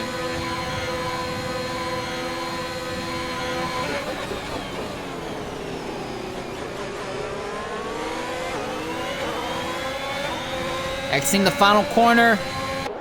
This gaps in the top 4 all opening up just a bit. In fact, most of the gaps are all opening up just a little bit. James John is closing in on Azda down the main straight. He looks to the inside, but he's not in a position to make a dive. Farther back for 11th, Flavor is holding off his teammate Beastian for the moment. Ryan Hurricane 3rd has just gotten a time penalty, and Beastian nearly clobbers in the rear of his teammate Flavor. Dragon is there in 13th. Still trying to hit fuel numbers. Don now gets by Azda. Ferrari just seems to be a little bit better put together at the moment, but Azda's put together an incredible run thus far. Frisbee now has a time penalty while he runs behind Ryan Hurricane. DRS, Ryan uses it as a defense and will keep Frisbee behind him. And Smoothie is now closed in on the battle for third, and he can use DRS to try and close on that fight. Matrix still leads this race with Pelly in second. Ozza now gets a time penalty in seventh. So now we're starting to see the time penalties accumulate near the front with drivers who are in fights for position struggling to stay on the proper racing line, and the racing line is so good, Lord! Here comes Frisbee at the run on Matrix! On Ryan Hurricane, he's got him! He'll out-drag him, and he'll use DRS as a defense! Ryan Hurricane trying to cross over on the inside! Frisbee defends! Under braking! The Haas is now up into the third position! At the front, though, will be a fight between teammates. Pelly has DRS, Matrix does not. Pelly is going to take the outside line. Fastest lap, 134.769, and the Aston Martin camp. Pelly back into the lead over Matrix now. And Ryan Hurricane uses DRS to get back by the Haas. The Haas tries to cross over, runs to the back of the Williams. Smoothie is there in fifth, just watching that fight play out. He does not have any time penalties. He's closing with speed on that fight now. Torpedo has to pit back there at 15 for damage to that car, apparently. Gabo, 133.5, that's the fastest lap, and he set that on medium tire. No, that is soft, never mind.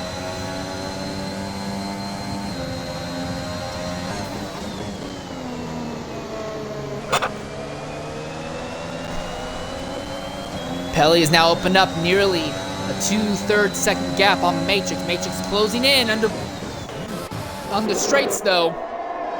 Drafting extremely important, extremely powerful here. The top two have pulled away from this battle for third, though. As Frisbee continues to hound Ryan Hurricane. Backs off in the braking zone, though. But can use DRS and draft to close back in. At the front, Matrix has DRS. He goes around the outside of Pelly. And Matrix takes the lead back from his teammate, but now Pelly will have DRS on the subsequent straight. Frisbee, Ryan Hurricane, drag race for third. Frisbee back ahead, but Ryan will have DRS and will easily step back in front for the lead. And Matrix cannot do anything against Pelly when Pelly has DRS. So we are now in a position where you don't ever want to be in front of the other guy going into the front straightaway, because the DRS coming out onto the front stretch straight is just too godforsaken powerful. Farther back, Waddington, Jigsaw fighting for position. Waddington has a spot over Jigsaw, and Kinsey has made his way back up to 10th after being near the back of the grid earlier. Flavor is pitting. There's damage on his car now.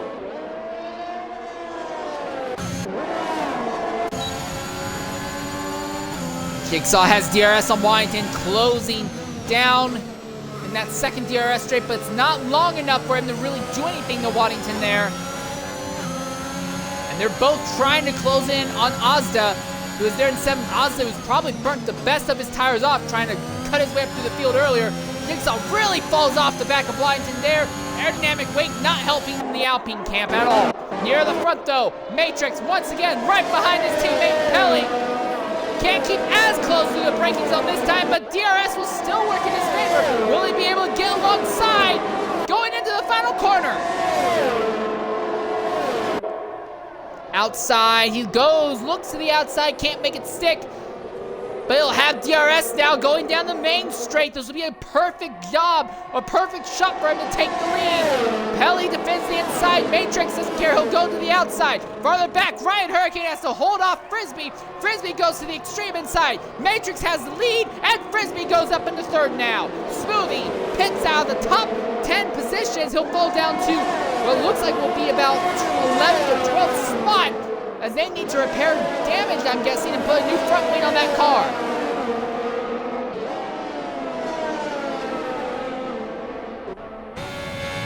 Davis John he is now the one closing on this fight for third and fourth. Pelly has DRS on Matrix down that short run, but that's really not a long enough straight to really abuse DRS. So Matrix has the advantage for now.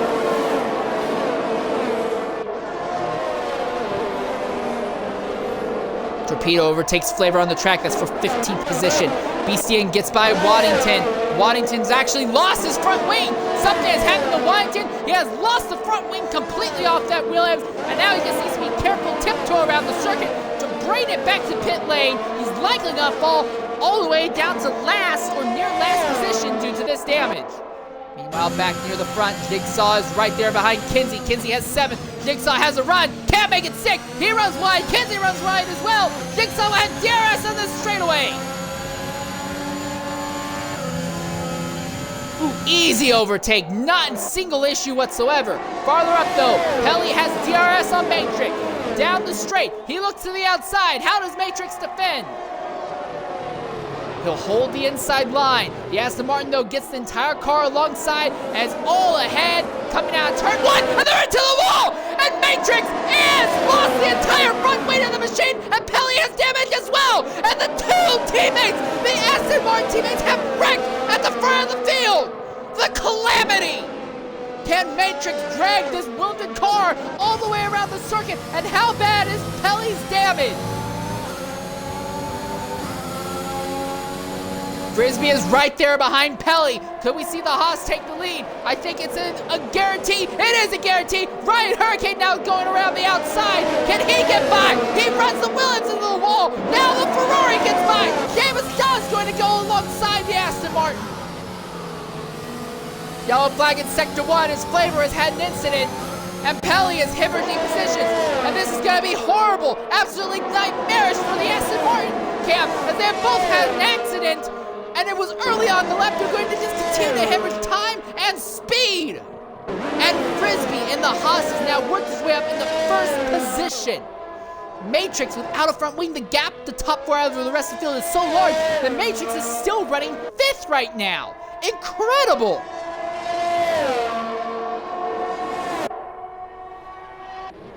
Jabez John now gets by Frisbee. Frisbee, though, he may be able to utilize DRS to try and get by. No, he will not have DRS down the straight. The man who will have DRS, though, is Ryan Hurricane. Hurricane faster than both Jabez John and Frisbee. It's a fight!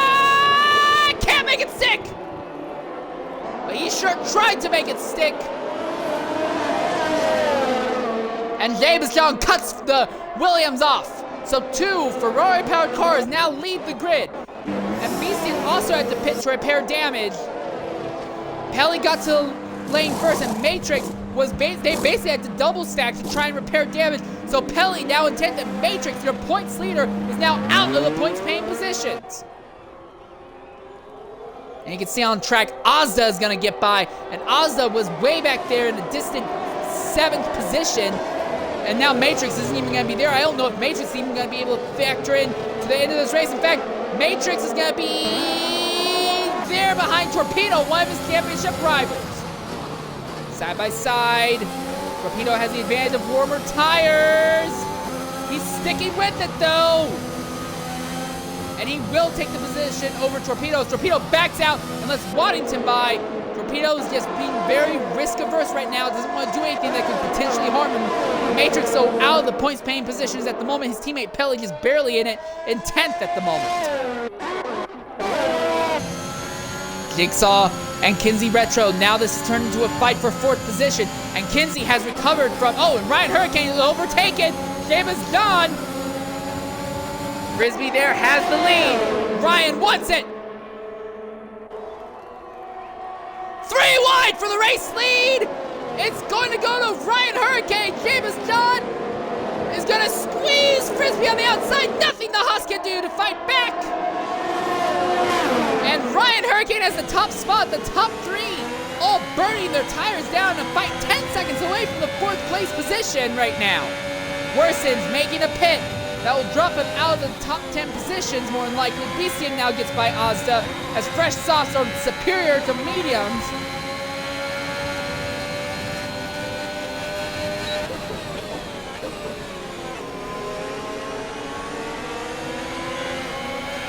And now the top 3 all closing back in on each other once again.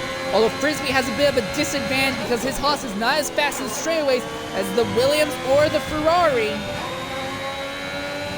I think John's going to take the lead very shortly here, but how long will he be able to hold it over Ryan Hurricane afterwards? As long as those top two are fighting, Frisbee can continue to upset it. But as these three are fighting, Jigsaw back there in fourth and Kinsey Retro in fifth are able to slowly chip away at this lead that the top three have.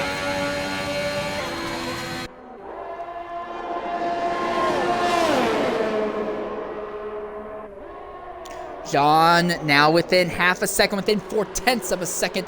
Under braking, the gap opens up a bit, but John might just be fast enough to get back by the Williams. The top three all pay at the same time. Kinsey Retro now moves by Jigsaw in the DRS zone. Does Jigsaw stay out or does he elect to pit? If he stays out, he'll have DRS and can get back by. Yes, he does stay out. Kinsey Retro will lead, but Jigsaw will take the lead shortly after the line. No contact. Kinsey will give him the room, although he will try and fight back on the outside. But Jigsaw leads now for the moment. Kinsey is there in third, and with no time penalties, it's looking very good for Kinsey right now in this race.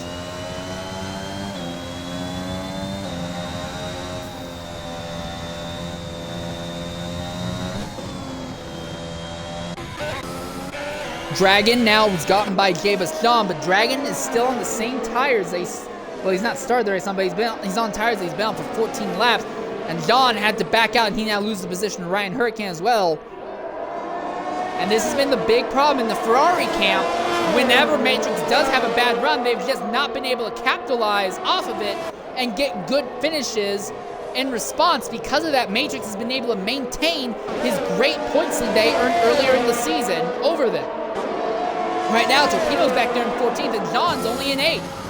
I might even lose that to Ryan Hurricane.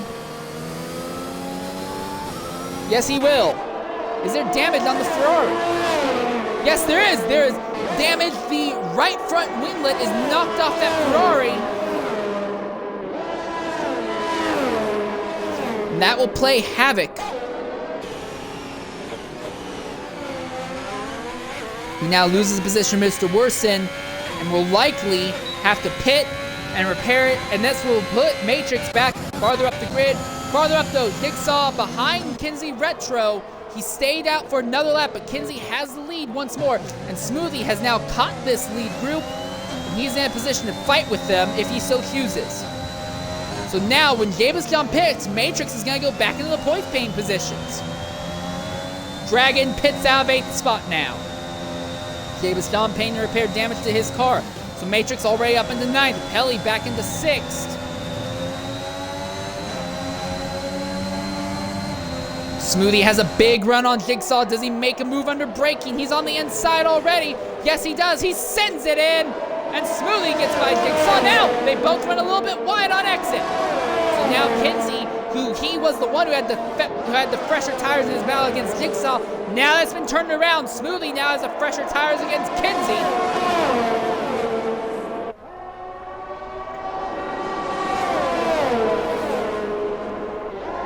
Frisbee back there in 5th gets a time penalty. Smoothie in a great position. No time penalties for him. And he can utilize DRS to just walk by the Mercedes at will. Kinsey trying to defend, but really nothing he can do. Smoothie on the outside. And this will be it. Smoothie will likely out-drag Kinsey down the straight. Kinsey does not have DRS, and Jigsaw does not want a part of that. He'll pit. So it's now just a two-man fight for the lead as Jigsaw will pit. But Jigsaw went 19 laps on that set of soft tires. Coming back from an early race incident. And Gabo, who was just behind him on circuit, also pitted. So Jigsaw, I think he might still be in the top 10 positions after all this. Pelly, who had been leading the race earlier, now in 4th, but I think Frisbee is in a good position as well, because once the top 2 pit, Frisbee will inherit the lead. He's on medium, so he can go a long time. For Frisbee, though, his thing is he needs to stay as far away from Pelly as possible.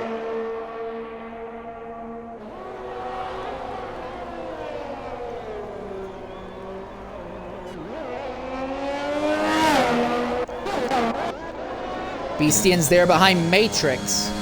Beastian has fresh stuff. Matrix is on mediums. So that battle should go in BCN's favor. But again, DRS is usually a little bit more important. But again, even in that, BCN has DRS on Matrix. The gap between first and second is opened up to about a bit more than a second, about 1.2 seconds at the moment. So the fresh soft tires are working very well for Smoothie. He's already pulling a gap on Kinsey. But for Kinsey, it's not too much of a problem. He's opened up a very, very respectable gap over the rest of the grid right now. He can afford to just kind of hang out for the moment.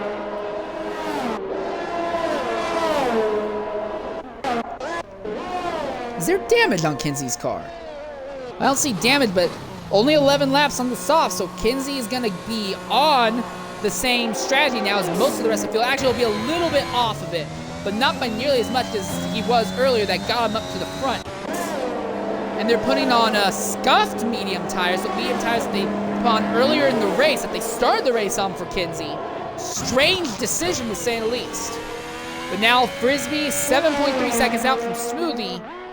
Although realistically, that's closer to 10.2 seconds out, considering that Frisbee has time penalties and Smoothie does not. And Kinsey, with that stop, will come out 9th. Ozza has gotten back by Waddington, so Ozza now up in 10th, but Waddington does not have time penalties. He does, though, have the Ferrari of Torpedo fighting with him. So neither Ferrari has been able to capitalize on the inter-team crash that happened between Pelly and Matrix. And the Aston Martins are back in the points. Matrix is 8th, while neither Ferrari is in points-paying positions right now.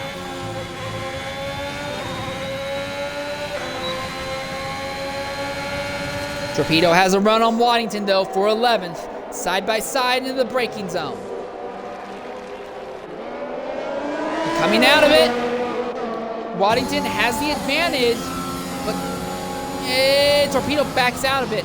Again, the Ferrari's being very risk-adverse right now. Ozza now gets by Kinsey Retro for 9th.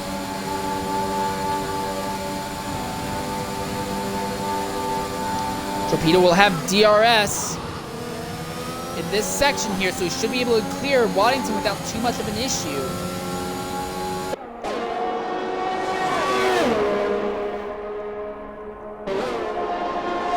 Down to the final corner. Torpedo closing with vengeance to just about a quarter of a second at the peak of braking. BCN's just set the fastest lap there in 7th, so good job on him. He's done that on relatively worn soft tires and immediately gets overtaken by Matrix afterwards. And Kinsey pits, so there must be damage to that car. Either that or they are taking off. They realize they may have put the wrong set of tires on. Waddington, good defense against Torpedo. He'll hold that position now. Kinsey falls to 14th, but now they put on another set of very worn medium tires. What is going on in the Mercedes camp? Again, Mercedes is botching it in a Middle Eastern race.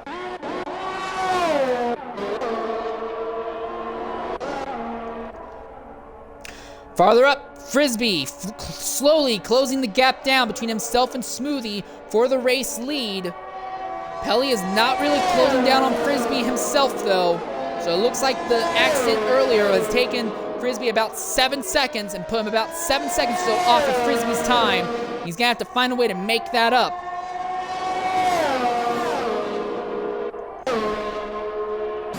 And with Ryan Hurricane there in 4th, he's in a position to give Pelly some grief.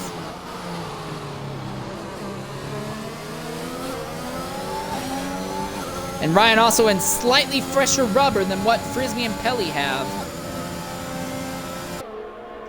DRS in the favor of the Willems, who use that to close right behind the Aston Martin, but he's not close enough to make a move through there.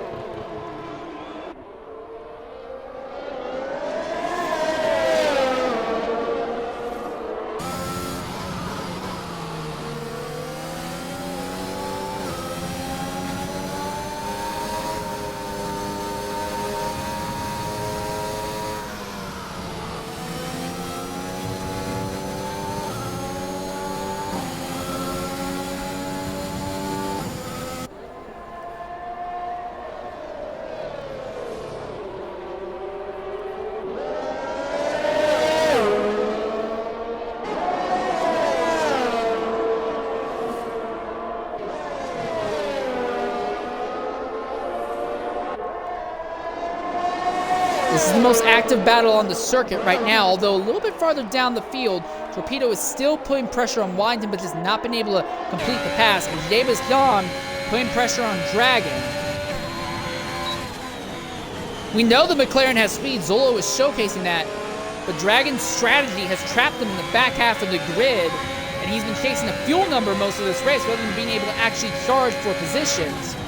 Now, one small advantage that Dragon has, though, is Hurricane finally gets by Pelly. But one small advantage that Dragon has, though, is that he does not have time penalties right now. Most of the other drivers on track do have them. If Dragon can just hit the fuel number well enough, he'll be in the position to pick up a few spots later in this event. Pelly and Ryan Hurricane continue their very intense fight. Pelly crosses back over Ryan, but as these two fight, it lets Frisbee pull farther and farther away from them. And Beastian is pitting. There may have been some accident, some incident that's happened for this Red Bull. Yep, front wing change, and they're serving a penalty as well. This will drop Beastian out of the points paying positions.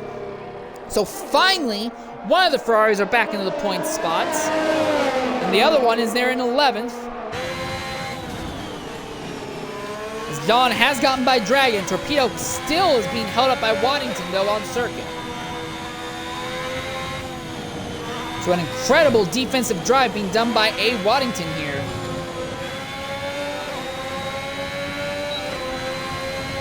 But Torpedo has DRS down this straight.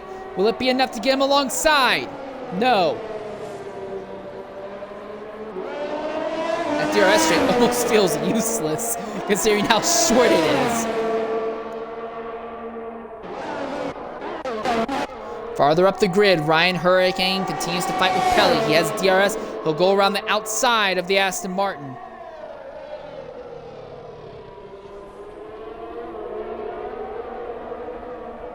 But now the Aston Martin will have the draft down the straight. Not closing as fast as he was before, though, interestingly enough. The Williams moves all over to try and break the draft, but Aston Martin has no problem following. The thing is, again, not close enough to really do anything. All right, Jigsaw on the medium tires, and Pelly's crashed out! Right in the racing line! And Jigsaw barely avoids it, and that's a safety car! And the driver who takes advantage of that will be Waddington and Torpedo. They're both able to jump in and put on new rubber in response. Ozda has to see Pelly's car and sneak by, but a full course safety car, and Pelly, who dominated a large part of this race, now out of it.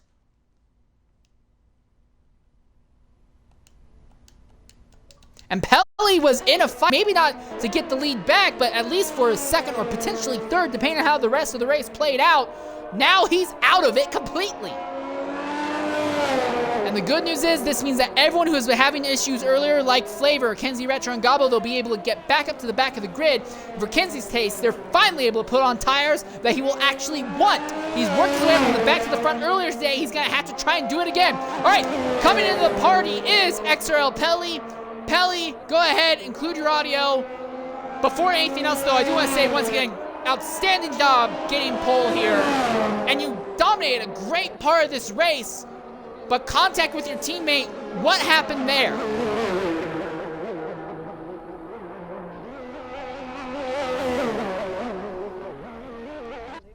Trying to use DRS for both of us to get up out of DRS of the rest, but obviously he didn't get a message, so he was. It seems like he was probably better than me, and then I don't know, just made contact. I'm not sure if it was anything. All right, well, when that happened, though, you came back, and it looked like you were fighting right back up to the field really good. What happened that took you out of the race?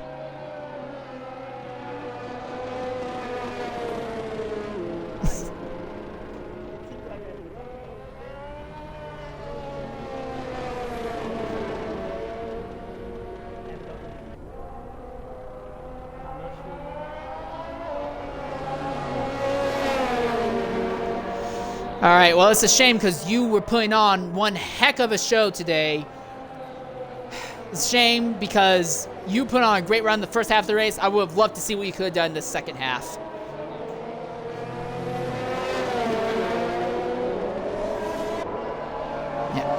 All right, well, thanks for jumping in and talking with us. All right, so we turn our focus back onto the racetrack. Smoothie, your race leader, he now is on medium tires, has no time penalties. Frisbee in second, though, has time penalties and is on fresh sauce. As we look real quickly at penalties, actually, Frisbee has 6 seconds worth of time penalties. Not great for him. Ryan is third with 3 seconds. Worsen. And now we also, as we're looking real quickly down the grid, is everyone good on fuel? The answer, yes. Everyone is finally taking care of their fuel issues for good to the end of this race.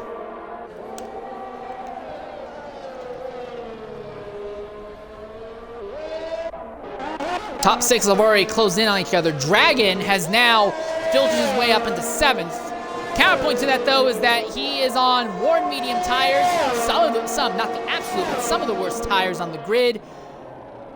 And I don't know if those mediums will last to the end of the race. If he chooses to stay on them, though, he'll have to pit anyway to get onto softs near the end of the event. So I imagine he might just take the track position now, get on slightly off sequence later in the event, so that way he can go ahead and throw on softs to the end of the event, maybe to close up some more spots.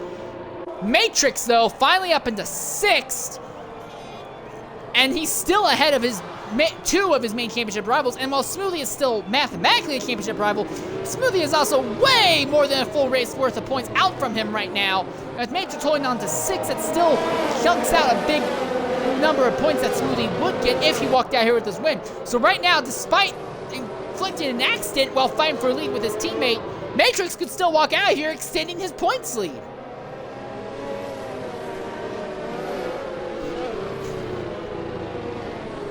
I'm not saying that will happen. It's still a long race. We're not quite 3/5 of the way through it. But it very well could happen today.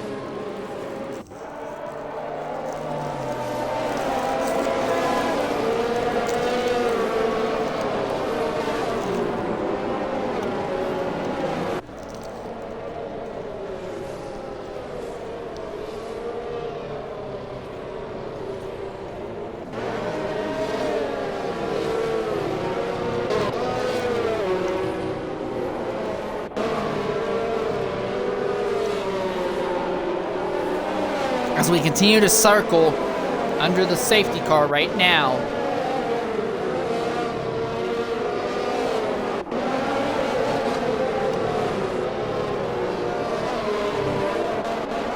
Tire field's now caught up, so we should be going green this lap, lap 30, so it'll be at 21 laps to go. And with your dominant driver, Pelly, out of the race, now everyone pretty much in the same pit strategy. This will be a very interesting run to the end of the event. Safety car coming in this lap, that's the official word now. Smoothie already trying to back up the field.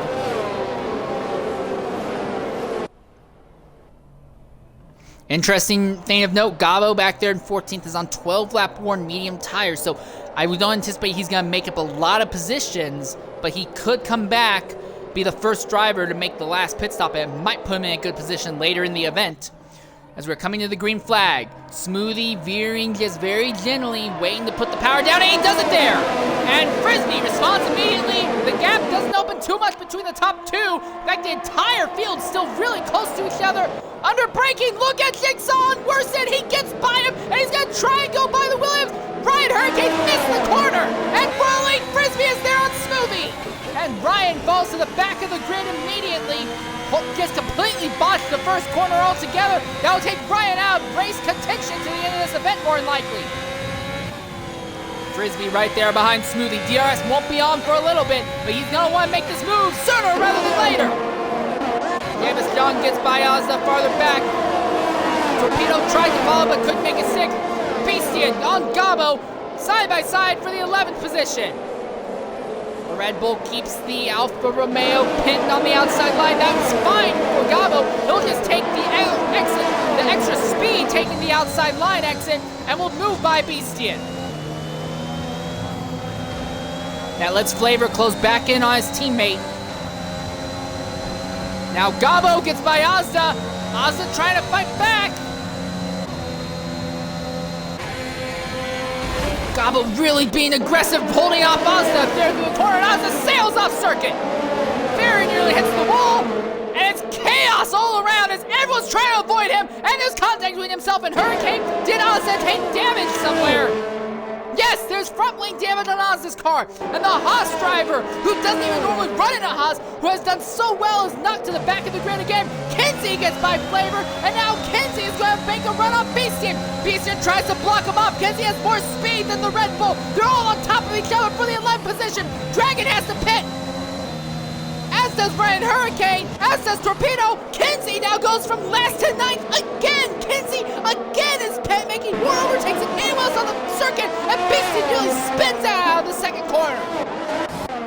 But near the front, the fight for the lead is not done yet. Frisbee still is not faster than anyone else in a straight line. Smoothie in the AlphaTauri Honda is one of the faster cars in a straight line, but Frisbee doesn't care because he has great speed throughout the corners. He's able to extremely well carry momentum coming out of the corners. He continues to put pressure on Smoothie, and the fresher soft tires on Frisbee lets him do even more of both, carrying speed and put pressure. But as long as they run nose to tail like that, we'll let Jigsaw and Matrix in third and fourth continue to close in.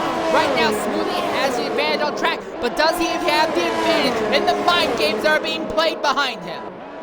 Matrix, Jigsaw fighting for position. Matrix tries to get by Jigsaw. Jigsaw holds on to the position, but Matrix will have DRS when it gets enabled in a few laps. I don't think Matrix is even going to worry about DRS. He's going to go by immediately, and Dragon's out of it. Full course yellow right in the middle of the racing line. Oz has to swerve to avoid. And a full course safety car is out once more, and neither McLaren will finish. McLaren back to their status quo of not being able to properly perform. Frisbee pitting out of the top positions, and this will drag him long down the order. Waddington, he will also pit. Beastie will pit. For Ozza, this is great, though, because he's going to catch up to the back of the grid, and he had just repaired damage. He now has fresh rubber. This is great for him. And now Beastie will be back near up the grid. Flavor back in the 8th. All right, coming to the party now is XRL Dragon. Dragon, go ahead. Include your audio. Well, sadly, the McLaren seem to be back in the same role they were earlier, not being able to perform. What happened that took you out there? Just caught some dirty air. Some dirty air following those last two overtakes. I just got a bad rep coming out of the corner. Dirty air, unsettled the car, caught the next curve, started fishtailing, and boom, into the wall. That'd be all she wrote. All right, it looked like the race was coming to you. You did your normal strategy of doing a massive underfill early on, made that up, and after about 20 laps in, you were starting to chase up the grid. Do you think, if not for that, do you think you could have at least fought for podium positions? Absolutely. All the GPs that I'd run in preparation for this race, I had never finished outside the top 10, and the best finish I had was a P3. So conceivably, I could have made a claim for the podium today, but unfortunately, it's not in the cards today. All right, well, hopefully you'll be able to bounce back next week. It's an absolute travesty to see this happen to you again. Absolutely, appreciate the time. All right, well, that's the word from XRL Dragon. Rough time by the McLaren drivers. Once again, no manufacturer or driver points for either McLaren driver. The team of overpromising and underperforming this year, it would appear. And that's not by just one driver. Both of those drivers have had that throughout most of the season. Well, the field almost is totally caught back up, but because we hadn't really spread out and you are required to run one full lap under the safety car in a proper safety car scenario, we're going to go another lap, so we aren't going to go grid until about lap 34. The biggest beneficiaries of this will be everyone who's about 9th on down. Frisbee was fighting for lead positions. Now, I don't know if there was damage to that car or what, but he is now back there 9th. However, he has fresh rubber, and no one else ahead of him does, so he'll be able to make his way up through the grid. And we saw from Ozda earlier, the Haas's have great ability to make their way up through the field. So, yeah, I think this could work out well for Frisbee if he plays his cards right. Waddington is back there in 10th. Torpedo had pitched just before the safety car came out to repair damage, so he's now back into it all. Beastian is there in 12th. He could still maybe get back into the points main position. His teammate Flavor has somehow earned back in the points as well, but Beastian has fresh tires, so he can actively fight. Ryan Hurricane, the other Williams, might be able to start making moves. He's on medium tires, and will bring those to the end of this race And I don't think anyone except for maybe, and it's a big if, but maybe Worsen and Smoothie can do the same thing. And then Ozda back there in 14th. We've seen him come from the back to the front twice already. He might be able to do it a third time. It's going to be a fight between Kinsey Retro and XRL Ozda for most overtakes in today's race. Between the two of them, though, I'm more impressed with Ozda. Kinsey's in the Mercedes. It's one of the fastest cars in the field. We expect that almost. Out of Ozda, he's in the Haas, which significantly underperforms. If Ozda can charge his way up through the grid again, I would say driver of the day. But once again, at the front, Smoothie has the race lead. He has medium tires, only have 4 laps of wear on them. Jigsaw behind has 6 laps of wear on his softs. Matrix behind him has 4 laps of wear on his softs. But will those softs last to the end of this race? That's the big if. And even if they do last to the end of this race, they have time penalties. Smoothie does not. In fact, I think Smoothie's real factor and fighter that he's going to have to deal with is going to be Mr. Worsen back there in the 4th position. There's also Gabo, who he still has not yet made his final stop, but he's worked his way up into the 6th position. Now, when he does make a pit stop, he's going to lose a lot of those spots, but still, it's looking decent, at least for both Alfa Romeo drivers right now. And you look at time penalties, Gabe's down in 5th, he has 9 seconds worth of time penalties, and Matrix continues to be ahead of both of the Ferraris. Again, Matrix looks like he's going to walk out of here with a point lead, despite the fact that he caused an accident fighting for the lead with his teammate and lost his entire front wing. All right, there we are. Pace car coming in. Smoothie keeps the entire field backed up. When does he decide to go? The answer is now. Matrix let Jigsaw sneak by just a bit, but Jigsaw was not able to capitalize on Smoothie properly enough. Going into turn 1, here comes Matrix. He dive bombs on Jigsaw, can't make it stick, but he'll come around on the outside of turn 2. Drag race, and Matrix gets it, and Matrix is into the AlphaTauri, and Jigsaw gets by both of them. What happened there? What happened there? Well, now Smoothie is under threat from Worsen, James down, the entire field behind. Jigsaw goes back into the lead. Is there damage on the front wing of the AlphaTauri? I don't see any. But all of a sudden, the front 2 are gone, and Jigsaw has the lead, and everyone is freight trading James John as well by the looks of it.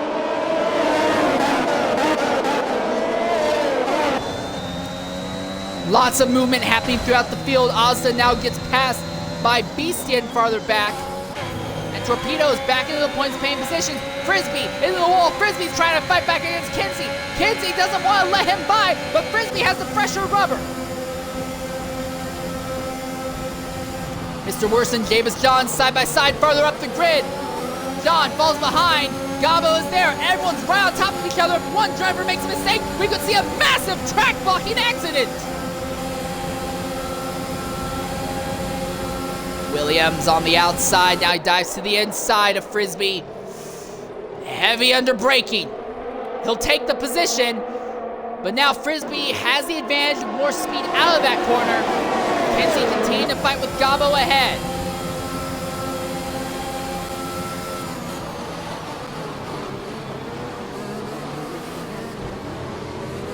Gabo gets a time penalty while fighting with Kinsey, but he'll hold on to that spot on track. Frisbee continuing to run side by side with Wyington. One of them has to back out. And it's going to be out. And Davis is off. And Worsen is off. And here comes Gabo with speed on both of them. He's fighting with James John. John's not laying it by. He pushes the Alfa Romeo off circuit just a bit. Here comes Kinsey now.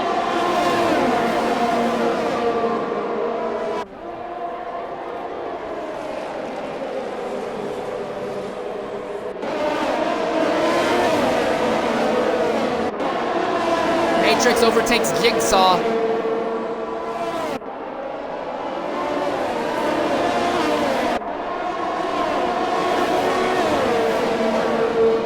And Kinsey has gotten by, is keeping ahead of Frisbee, but just barely.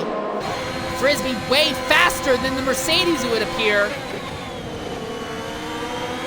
Worsen off circuit up farther up. Gabo trying to get by his teammate. Kinsey has to decide which way does he go, and how soon does he make the choice? Wow, look at that cut! Look at that! They're all on top of each other! Who's gonna make it where? Kinsey trying to make 2, overtakes him 1 straight away! Gabo's gotta block him off! And contact! And Gabo's around right in front of Frisbee! And then Williams runs into him, and that's gonna be a yellow flag more than likely. And Frisbee can't get by Gabo. Gabo is stuck in position. They can't get disconnected. They're still hitting each other. Oh, and Gabo gets hit by Flavor now.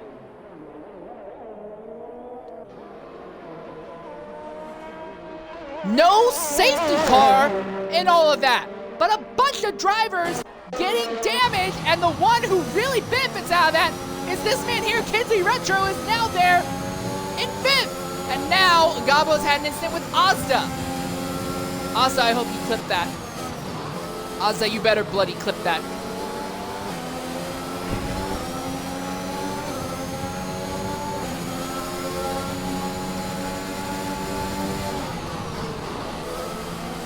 So now the entire race has been upended, and now the top 6 are basically in an area all of their own.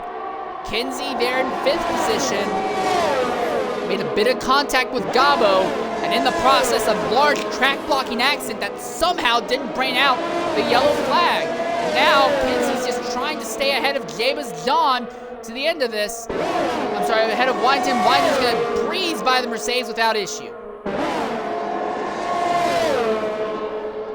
At the front though, Matrix over Jigsaw. Jigsaw has just set the fastest lap. DRS is in Jigsaw's favor right now. And out of turn 2, drag race, but there's nothing you can do. The Aston Martin might not be a fast car, but in Matrix's hands, it is. And again, Matrix is your X2 champion right now. Honestly, he has pace more of an X1 driver. I'm gonna go ahead and say this. Normally I wouldn't say this kind of thing, but I do think that Matrix might be in a car that's too fast for his speed. Regarding what the requirements for realistic is, Matrix has come back from an accident where he lost his entire front wing, and we're not even in the last 10 laps of this race. He's already trying to walk off with this race win. The only reason he's not done so thus far is because Jigsaw is able to utilize DRS to keep the fight somewhat honest. James John is there in 3rd position, but can't do crap to Matrix. Kinsey did go ahead and make a pit stop, so there must have been some damage that he did take after his collision with Gabo, but Kinsey is there in 6th, and it's clean track ahead. So if Kinsey maximizes this time, he might be able to close up to the closer to the top a bit, especially if drivers farther up have to make pit stops and repair their cars or get onto new tires.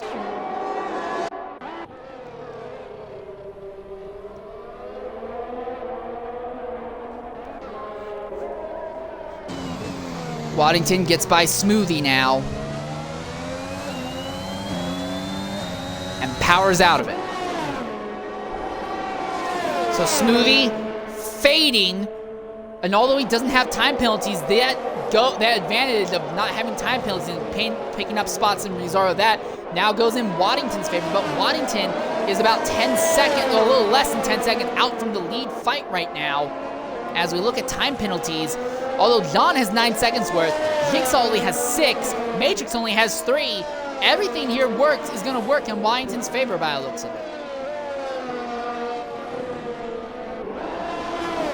Torpedo has just set the fastest lap. He's back there in the 8th position, trying to outrun Beastian. And this does look like it will be a good day for the Manufacturers' Championship for Ferrari, but not a good day when it comes to Drivers' Championship, because neither of them will be able to do anything to Matrix, and Matrix, saying all day long he hates this track, he doesn't expect to finish, comes back from an accident, takes the lead again in about 20 laps time. There's nothing that Jigsaw can really do about it, because although he has DRS, is able to close back in on the straights, it's not enough to get back in front of the Aston Martin. Jigsaw just needs to try and pressure Matrix into making a bunch of time penalties, but that's so hard to do when the guy ahead has such a strong advantage. Gabo pitting ahead of the leaders now, so will not be in the way, and Jigsaw scoots by Matrix down the straight, takes the lead back, but we'll see the Aston Martin likely go back by the Alpine in another corner or two.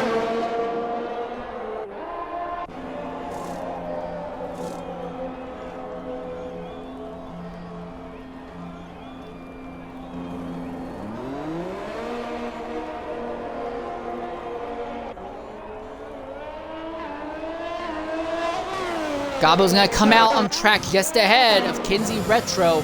Kinsey, who is all by himself on circuit, just absolutely pulverizing the track right now on fresh rubber, trying to run down what's basically a 22-second gap between himself and 5th. He's hoping that someone near in the top 5 pits so he can still get a top 5 finish in this race.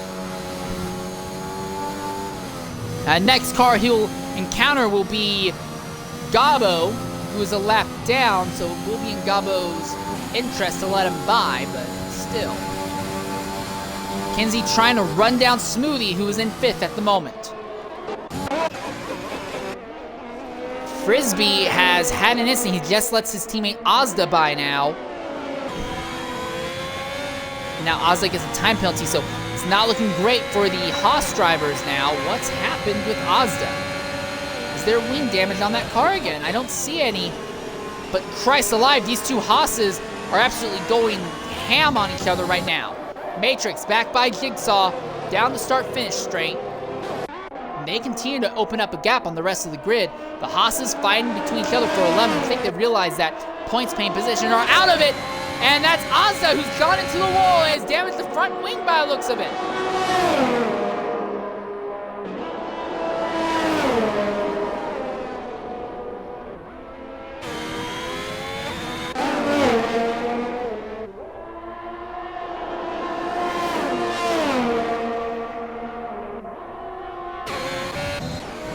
Torpedo pitting, so there's damage to Torpedo's Ferrari, and he will not finish in the points-paying positions for this race.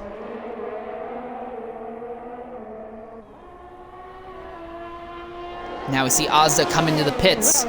So now it looks like Frisbee will still potentially finish in the points-paying positions today.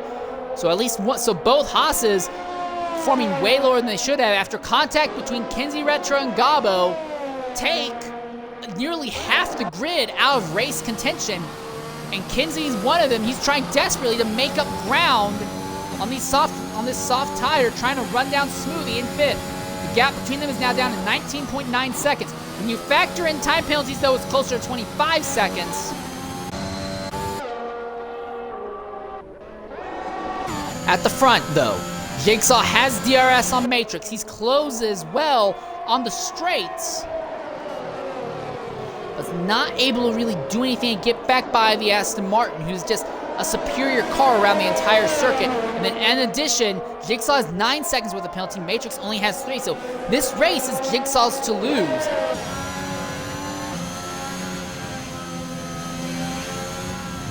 Gabo now sets the fastest time, but he's a lap down there in 14th. And that can change if one of the drivers on medium tires like Jabastion or Smoothie elect to come in to throw on softs to the end of this race. And Frisbee's out of it! And Frisbee has had an accident on circuit there and just before the final DRS straight, and that's a full course safety car. And it's right in the middle of the racing lane. And Flavor barely avoids him. And this is going to upset the entire race to the end. For Kinsey, this is great news. For a bunch of drivers, this is great news. And Frisbee out of it, and we are now down to just 13 drivers in this event.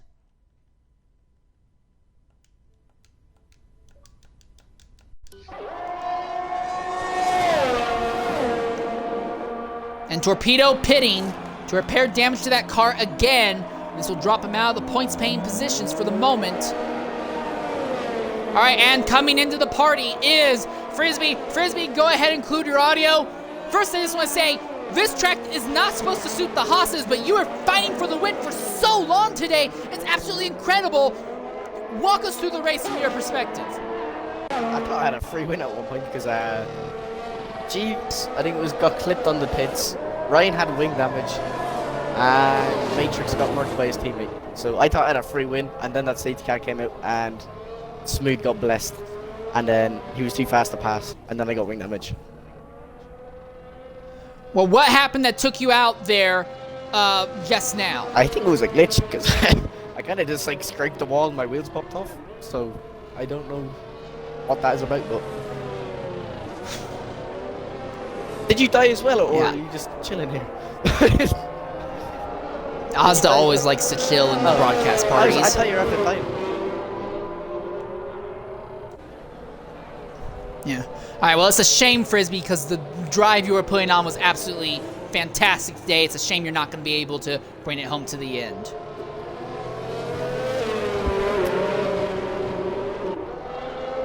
Frisbee, can you still hear me? Yeah. No, it's a shame that that happened to you. Do you think you'll be able to rebound next week, though?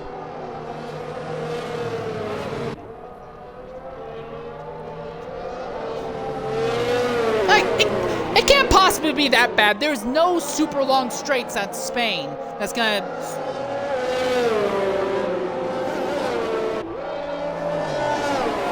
Well, you could always do what Nikita Mazepin did 2 days ago and just take off a bunch of aero to maximize speed in the trap zones. So, yeah, I don't know if you saw her.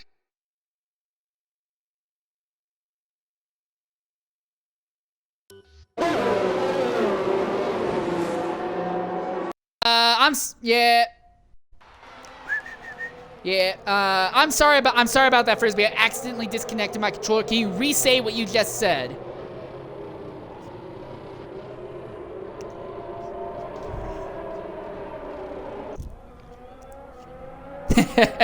I don't actually recommend this. This is not actual financial advice from Insane, but...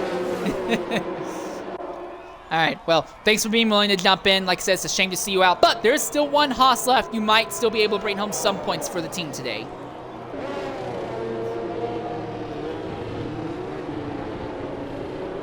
Alright, well, that's the word from Frisbee. Sadly, an accident late in the event takes him out. And Matrix, again, back into the race lead and is in position to walk off with this victory. Although Waddington is hanging out in third with fresher rubber and no time penalties, Matrix only has 3 seconds worth, and when we get green flag again, it's going to be with about 5 or 6 laps to go. I think there's no reason to believe that Matrix is not going to walk off with this.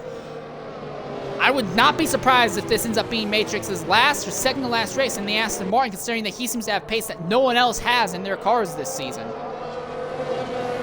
And his closest championship rival is now Jaba's John, and John is still back there in fourth. And although John has fresh rubber, John also has 14 seconds worth of time penalties. So yeah, Matrix is going to, unless he crashes, Matrix is going to walk out here massively extending his points lead. And he's missed more races than any of your other title contenders, and he's still walking off with this championship.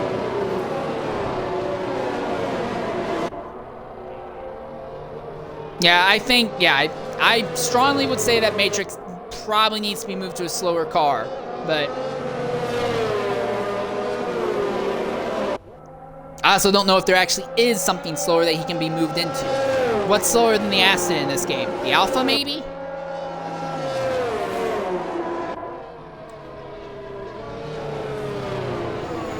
I don't know if he needs to go straight to the Haas, but at least to the Williams. But again, I'm not the one who makes the decisions. I am laying my own opinions to a high bias, I'm sorry to say. Maybe I should shut up, but it's hard not to call that kind of thing out when you see it, so. Oh, Jigsaw very nearly just swerved into Matrix. And we're gonna go green by the looks of it with on lap 45, I guess. Yeah, so we'll be going green with 6 laps to go. It'll be Jigsaw versus Matrix at the front of the field. Smoothie is there in 6 on fresh rubber with no time penalties, but he's now behind Kinsey Retro. Also of note, Kinsey has 6 seconds worth of time penalties, so he's going to be trying to outrun that, obviously. He is on rubber that's not great, but it's faster. It's better than the top 3 guys. I think right now it's still Matrix's win, because although Waddington is there in third with no time penalties, Matrix only has 3 seconds worth. And I don't think Waddington's tire advantage is going to be enough. He'll be able to get by Jigsaw and then challenge Matrix for this win. I think the fight realistically at this point is going to be for second between Jigsaw, Waddington, Jabus, Kinsey, and Smoothie. And I think time penalties will be the real, will only decide part of it, because there's going to be just enough time that someone makes a mistake or puts together a good few laps, they could outrun time penalties. Also note, 12 drivers still on the track. Gabo in 13th, still running in the middle of the field, but a lap down. This is going to be a weird finish to this race, to say the least.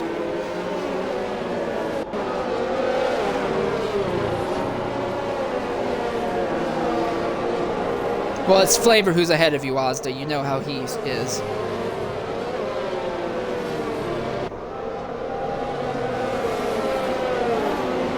I'm sorry, did Gabo just pull off circuit? Yes, Gabo. Credit to Gabo. Gabo's nice enough to pull off track, let the rest of the field go, and Gabo will drop to the back of the grid. 13th position. So if we have 3 more DNFs that are not including Gabo, he will still walk out here with points. That's a big if, and it's not something I put a lot of money on happening necessarily, but it is a possibility. All right, there's the word. Safety car officially coming in this lap. Once again, Aston Martin pace car, and it's going to be an Aston Martin leading the field to the green flag. But Matrix and Jigsaw, who are first and second, have the most worn tires on the entire grid. I don't know how happy they'll be with their rubber by race in. They're both going to be trying to outrun drivers on faster rubber, and some of them will be trying to outrun drivers with less time penalties. Coming to the green flag, Matrix heads Jigsaw right behind him. Waddington is in third, and the Williams ready to capitalize. Green flag, and the Williams immediately makes the jump on Jigsaw. Jigsaw's gonna hold line side by side for a second position, but the Williams will take second just barely. The slightly fresher rubber works out in his favor. Farther back, Smoothie is trying to make something happen to Kinsey, as Kinsey is putting pressure on Davis Dawn. Dawn has fresher rubber than Kinsey. Kinsey has fewer time penalties, though, and is in a faster car. Kinsey kind of falls off the back of Javis John a bit as Javis now is trying to fight. Here comes Smoothie. He's got a big run on Kinsey. He'll sneak by. Kinsey trying to make his way up to the grid, and Worsen is gained by Ryan Hurricane. Ryan is still on medium tires that he started this race on. They do not seem to be able to keep pace with the sauce for the moment. Kinsey's struggling with that old rubber. Not really able to do anything about it quite yet, though. Farther up the grid, Javis John is in third. He is behind Waddington. John, though, is just trying to outrun 14 seconds worth of time penalties. And while these two fight, it will let Matrix scoot away just a bit.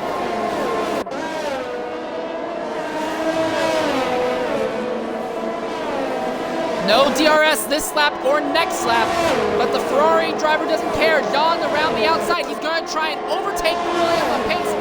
He's got it. And Ryan's lost his wing. Damage. And that will drop the Williams out of the points paying position. That puts us up into 9th and Flavor back into 10th in the points. John already more than 4/10 out from the Williams, and now here comes Jigsaw back. He's going to go on the outside of the Williams, neck and neck. The Williams holds on to third for the moment. Waddington trying to do whatever he can to stay within a potential win. He needs to be within 3 seconds of Matrix by race in order to steal the victory from Matrix. John is trying desperately to outrun 14 seconds worth of time penalties right now. John can see Matrix ahead of him, but John's just got another time penalty. Now it's at 17 seconds worth of penalties against the Ferrari driver. But John is closing with a vengeance down to 1.267 seconds. Now 1.2, 1.1. The Ferrari is barreling down on the Aston Martin.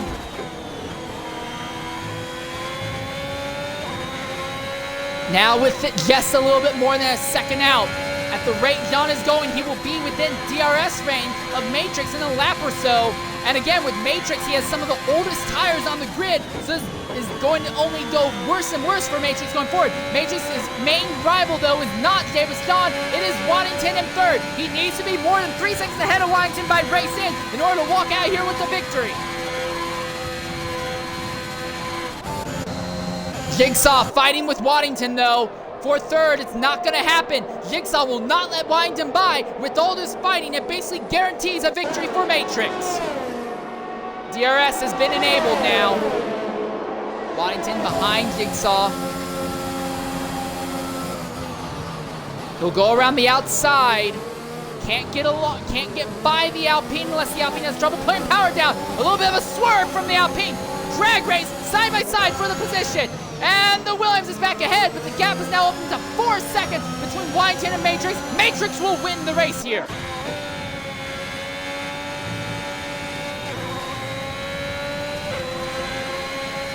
John now within 8/10 of Matrix as he continues to barrel down on his championship rival. Jigsaw gets to the inside of the Williams, and he's around in front of the field, makes contact with Smoothie, he's sideways in front of the field, and the entire field stacks it up around him, trying to get by. That's an Alfa Romeo, that's Worsen who's got into the wall in the process. There's damage on his car. I think that's Gabu who's also taking damage. Asa jumps up into 7th in the process. And Kinsey gets a time penalty as well farther up the grid. And no, that's Asa who's lost his entire front wheel, and Jigsaw's crashed down as well. And everything's gone wrong, and safety car. Full course safety car is out on the racetrack. And for Waddington, that is perfect. Jigsaw out of it though. And we're on lap 47 to 50. When we go green again, there will not be any DRS. If we go green, I don't know if we're gonna see a green flag finish to this race. We may finish this race under the full course safety car. I'm not saying it will happen, but I will say it is possible. As we try to get Jigsaw into the party, and neither Alpine, despite being very fast in qualifying, neither Alpine will finish this race. For Waddington, though, this is a small positive, because if John and Matrix can fight for long enough, Waddington can hang out in 3rd and take home the win on penalty countback. Same thing for Smoothie. If things work out for Smoothie, he might be able to do the same thing. Ozza and Torpedo pitting in 9th and 10th position. They're going to repair the damage to their cars. For Torpedo, they don't have any fresh tires, only tires that just have a little bit of scuffing off. All right, coming in the party now is XRL Jigsaw. Jigsaw, go ahead and include your audio. Big accident that started when you were fighting a little bit too intensely with Waddington there. What took you out of the race, though? Well, I was going side by side with Waddington, and then I spun because I'm not sure. I'd have to watch back what happened, but I spun because I was racing side by side, and then my tyres were hot, I crashed into the wall. Just spun it.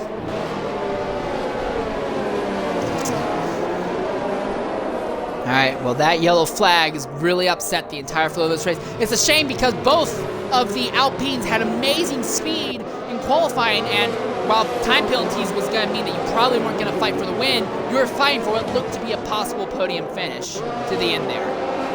Yeah, the first safety car, one before the one we've got now. I mean, if that hadn't have come out, I think I was on for like 2nd place.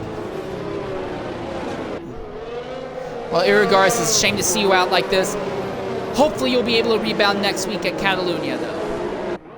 Yeah, hopefully. Not raced that track since the start of the season in X3, so I'll have to do a bit of practice for it, but it should be fun. All right, well, thanks for being willing to jump in and talk with us as we turn our focus back to the race. It'll be a NASCAR-styled green-white checkered 2-lap shootout. No DRS will be enabled, so it's all going to be between Matrix, Jabus John, and Waddington. How aggressively does John charge to try and get into the lead and outrun his time penalties? John has something like 17 seconds worth? Yeah, 17 seconds worth of time penalty. Matrix is gone. John can't do anything to him. Waddington immediately trying to make something happen on John. Going down to turn 1. The Ferrari blocks the Williams. Contact! The Williams takes damage. And that's it. Race over. Matrix is going to win now. The fight now is just who's going to come home where behind. Kinsey there in 5th. He's also, I think, taking damage. Oh, and Beastian very nearly gets clobbered into. And Flavors had an instant. Flavor now falling down the order. Chaos in the back of the grid.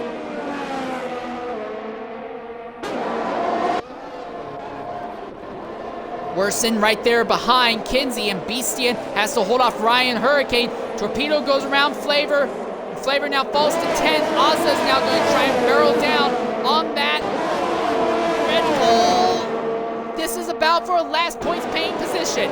Ozza trying to bring that Haas home to a points paying finish after being involved in accidents earlier today and making more overtakes than anyone else in this race.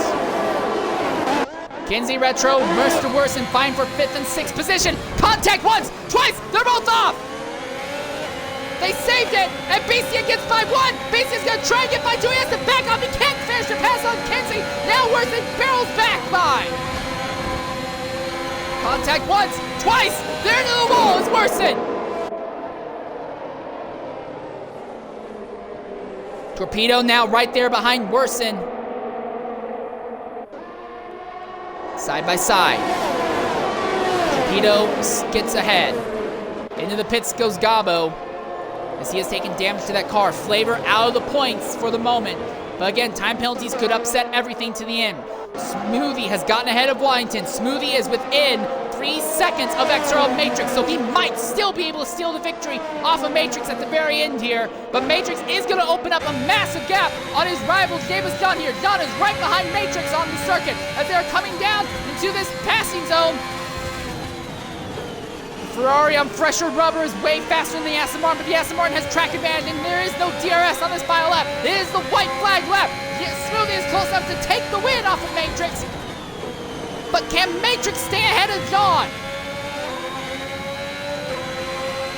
If Matrix can keep John behind him, John will likely end up falling, maybe outside of the points paying positions.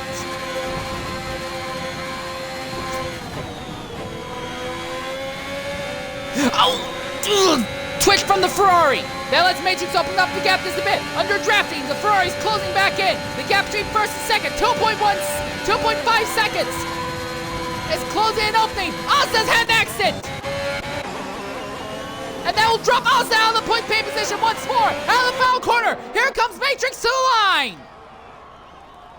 And Matrix will be the first driver to cross the line, followed by Davis John, but the victory in the end goes to Smoothie 25. Matrix finishes second, Washington will get third. Fourth is going to go to Ryan Hurricane, no, level 6 Beastian, and the Red Bull pulls off an amazing fourth. Ryan Hurricane comes home fifth, Worsen sixth, Flavor seventh. Davis John is going to be eighth, Kenzie Retro ninth. Torpedo will come home 10th, and Ozza with that last lap accident will not be able to bring home any points for the Haas team. Frustration. Well, I guess I take away what I say driver of the day then. But level 6 Beastian pulls off an amazing finishing position in the end, and it's Smoothie 25 who takes home the victory.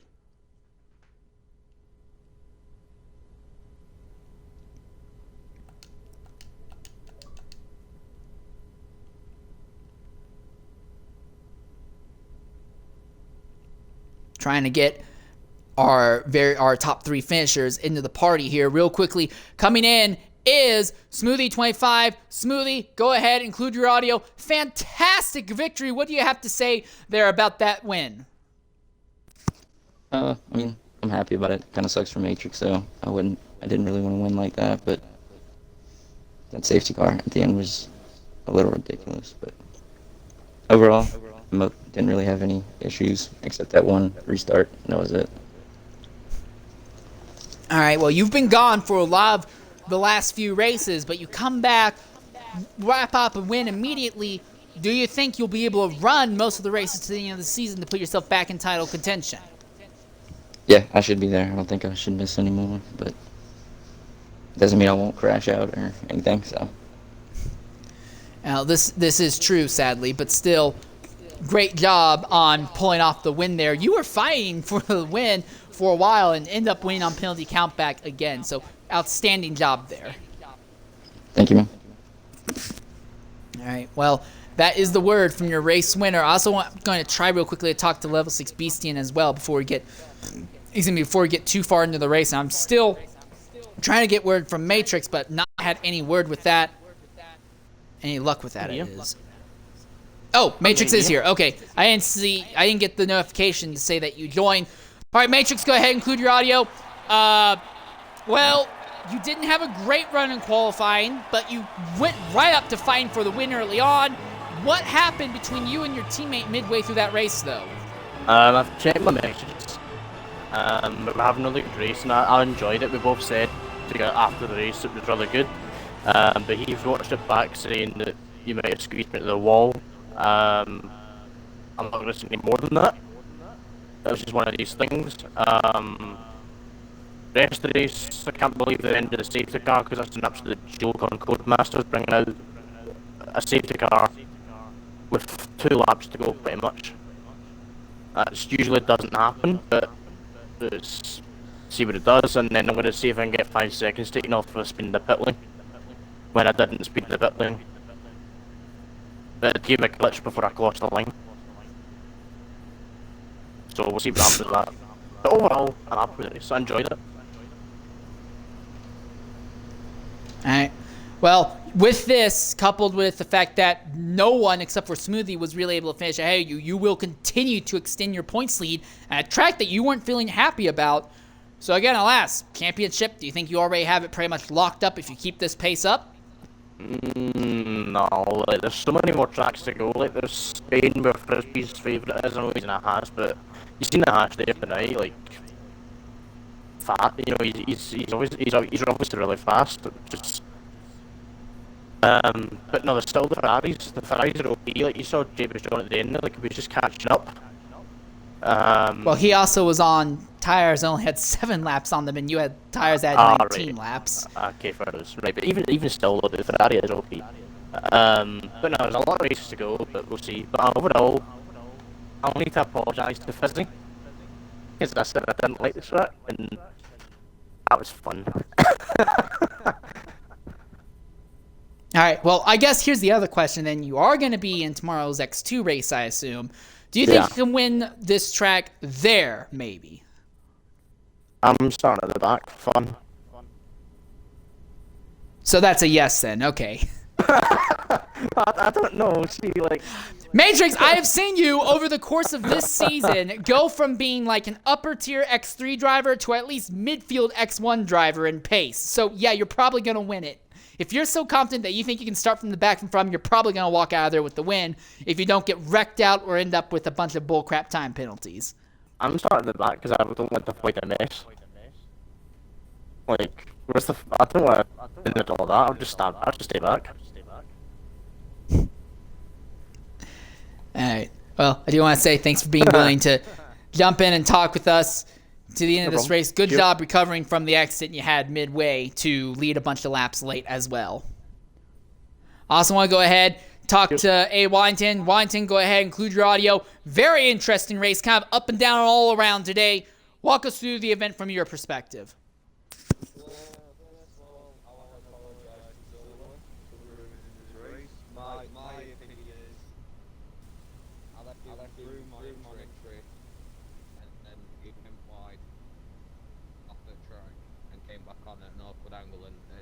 I don't know if you got it on stream, but I couldn't have gone any more close to that wall if I tried to avoid it. Yeah, I don't think I got that on stream, sadly. Well, I did, but I kind of like half saw it, half didn't. So, again, you can kind of see it back on the stream, but yeah. Well, it's never what I want to do, especially to I've been racing for years now. So, it's not a perfect race, but it's a podium. I'll take it. No penalties either.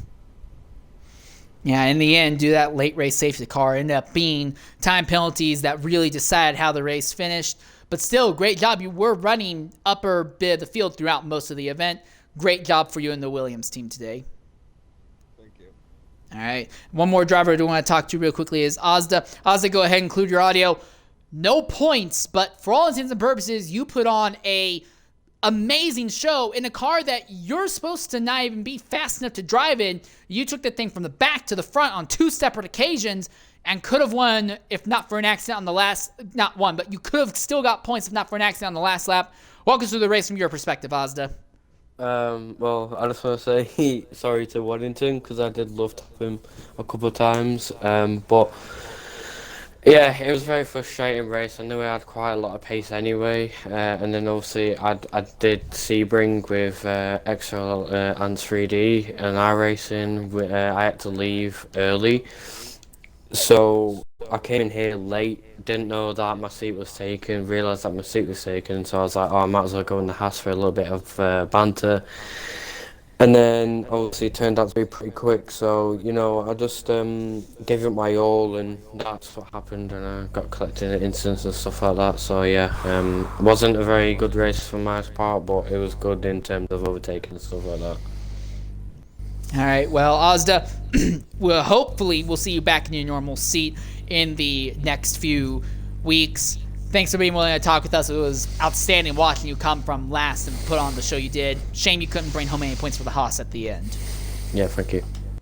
All right, One more driver I want to talk to, Kinsey Retro. Kinsey, very interesting race from you, to say the least. Early on, you got off schedule with everyone else, then got back on schedule, and was kind of midfield through the rest of the event to the end. Walk us through the race from your perspective.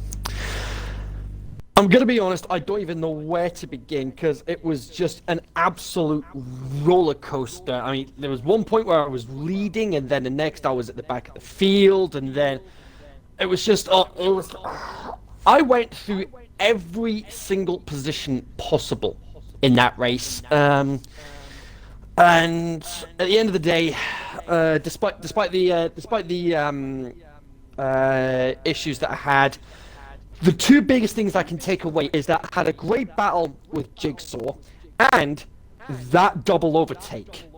And I'll just leave it at that. I was riding on board, not with you, I think it was with, I don't remember who it was, but I saw you make a double overtake on the Red Bulls going down the second to last straightaway there. That was absolutely incredible to watch happen because it didn't look like there was room for it at all. And you did commit high risk, high reward maneuver to the end. 2 weeks running, I've been doing that. As much as I want to actually calm down and just focus on getting to the end, this is somehow working for me, and I don't know how. Well, I think if you keep this up, you're going to displace XRL Yun as the driver that we called Mr. Excitement, to say the least. Well, I guess we'll have to wait and see what happens at the next race. All right. Well, I do want to say thanks for being willing to jump in and talk with us. Sadly, Ozda beats you in number of most overtakes made in today's race, but you finished in the points and he did not, though. So I'll take the points. That's all that matters to me. How many more overtakes did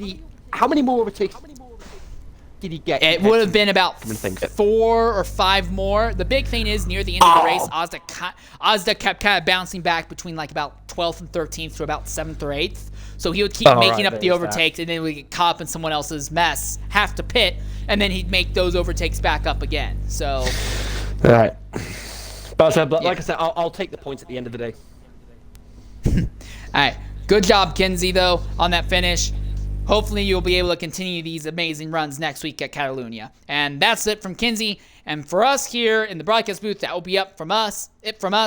We will look forward to talking to some of you guys, having some of you guys watch us tomorrow. 5 p.m. UK time on the main channel. Kinsey Retro will be covering the season finale for X1. I'll be covering the season finale for X3 on the alternate. There is still one championship battle up in the air for X1. That's for the manufacturer's title. Then at 8 p.m. UK time on the main channel, you'll have XRL Jigsaw, who will be covering the finish for the X2 season. The next realistic race will be same time as normal, 8 p.m. UK time on Saturday, while X1, X2, X3, and Dev will take a short break for a few weeks' time. Until then, though, I've been your host, Insane Layer 13. I want to say thank you, and I will sign off with a hearty